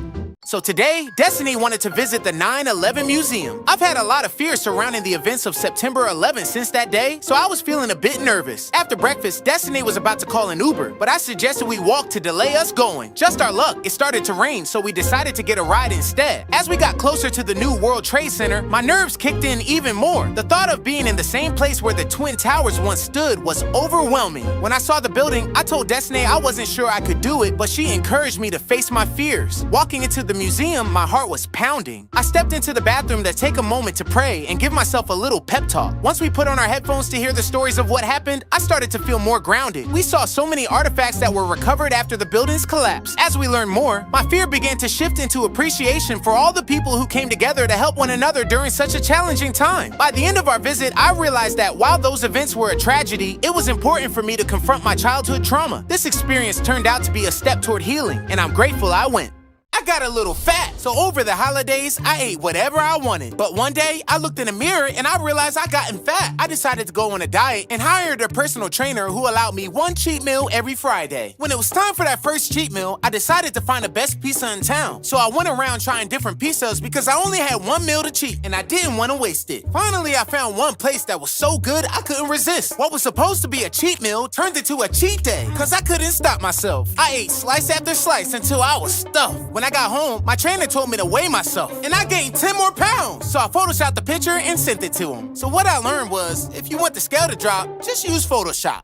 My son has never beaten me in basketball. I want him to go to the NBA someday, so I play against him like he's an adult. I use crossovers, block all his shots, and use my strength to back him down. I even celebrate loudly every time I score. But one day, Caden got tired of it. He bet that if he beat me in 1 week, I have to triple his allowance. I agreed, and he started training every single day. He worked on his jump shot, practiced dribbling everywhere, and even lifted weights. When it was time to play, Caden showed off all his new moves. He crossed me up, blocked my shots, and celebrated after every basket. He beat me 11-0, and now I owe him a huge allowance. Comment how much you think his allowance should be. So I'm very afraid of heights. So my wife Destiny tricked me into going to New York City to visit one of the tallest buildings in the city. At first, Destiny made it seem like we were just gonna have a fun day of exploring. We drove around the busy city, walked outside in the blazing sun, and saw some amazing art. But then Destiny said she wanted to go to a place called The Edge. I bought us tickets, and once we got inside, it was so cool. We took pictures and saw so many interesting things. Then we hopped into this awesome elevator. It felt like we were in it for a long time, and I started to wonder what was happening. When the doors finally opened, I couldn't believe my eyes. We were 100 floors in the sky. That's when I understood why it was called The Edge. I was so scared, but Destiny encouraged me to conquer my fears. With my heart racing, I decided to be brave and step outside onto the observation deck. And you know what? It wasn't so bad. In fact, it was a lot of fun and the view was incredible. Although I conquered my fears, I was definitely ready to get back down to solid ground. So with a great big storm rolling into Miami, I made the call to fly my family to safety. Once we landed, we realized we had left Kaylani's stroller on the plane. Now I had to carry her through the whole airport. As you can imagine, my arms were tired. We finally made it to baggage claim, and let me tell you, it felt like we were waiting forever for our bags. I could sense Kaylani getting restless. Before I knew it, she took off running. At first, she headed straight for the doors, but then changed her mind, darting away in another direction. Then she tried to climb onto the baggage carousel, but it was way too tall for her little legs. She gave up on that and just started strolling around the terminal, exploring every corner while Caden and I were still trying to gather our bags. Then suddenly, Destiny saw her. Kaylani had no idea she had just gone on a little adventure all by herself. I didn't even notice she was gone. The moral of the story, if you don't want to lose your daughter in an airport, don't forget her stroller.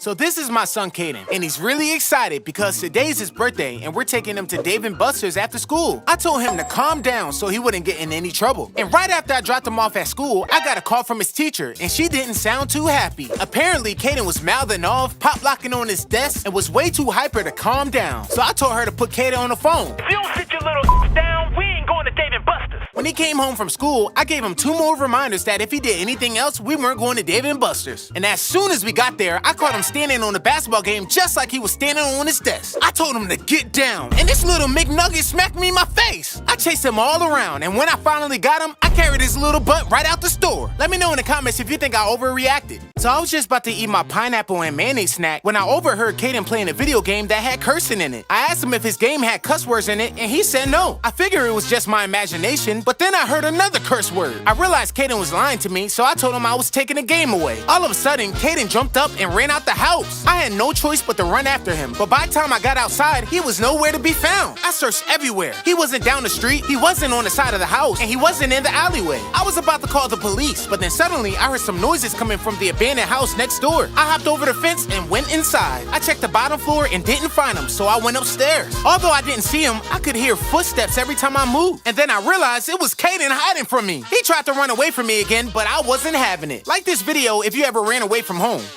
So the other day, I was home alone, binge-watching my favorite show when I heard weird scratching noises coming from the hallway. At first, I brushed it off, thinking it was just a house settling. But then the noise happened again, even louder this time. I paused the show so I can listen carefully. I heard the noise again, and I decided to investigate. As I walked down the hallway, I noticed my closet door was slightly open. I stopped dead in my tracks trying to decide whether to open it or not. What if something was hidden inside? The fear was creeping in, but I had to know. I took a deep breath, pushed the door open, and looked inside. It was nothing but the AC unit. I was relieved, but just as I turned to go back downstairs, I heard the scratching noise again, this time behind me. I turned around slowly and walked to the door down the hallway. I slowly opened the door, fearing the worst, only to find my dog Snoop locked in my son's room. The moral of the story, before panicking about strange noises, check if the dog is trapped. So I was staring at this huge mess of plastic shelves and pipes thinking I was about to build the coolest shoe rack ever. I was all pumped up until I realized I was missing a super important piece, the connector. Panic mode activated. I searched everywhere, even under my bed and behind the curtains, but no luck. I took a second to chill out and whispered a quick prayer to Jesus, asking for some help. Then I remembered that my neighbor is like the ultimate DIY guy, so I dashed over to his place, but of course he wasn't home. I started to feel a bit bummed out, but then something caught my eye. I noticed a recycling bin in his yard and saw some boxes. So I grabbed a couple and dashed back to my house. Once I was home, I got crafty and cut up the boxes to hold the shelves up. It was a little bit messy, but I was on a roll. I ran back to the pile of shelves and snapped everything together. And guess what? It actually worked. Just as I was admiring my creation, a gust of wind flew through the window and knocked my shoes everywhere. My 2-year-old daughter, Kaylani, is definitely taking after my love of drums. But the problem is, Caden, Destiny, and I can't do anything around the house. Whether we're trying to study, watch TV, or just relax, the drums are so loud, it's impossible to focus. Destiny tells me I need to do something about all the noise. So I decide to bring home these special drum heads that are supposed to be a lot quieter. I reach into my drumstick bag to grab my drum keys so I can swap the drum heads, but it's not there. So I start searching the whole house. I check the laundry room, every drawer in the kitchen, even the garage, but still no drum key. Not giving up, I hop in the car and head to the music store. I ask if they have any drum keys in stock, but they're all sold out. So I had no choice but to head back home and grab some pliers to unscrew the bolts. It's slow and frustrating, but I finally get the new drum heads on. Right after Kaylani runs into the room holding something shiny. And wouldn't you know, it's the drum key. She had it the whole time.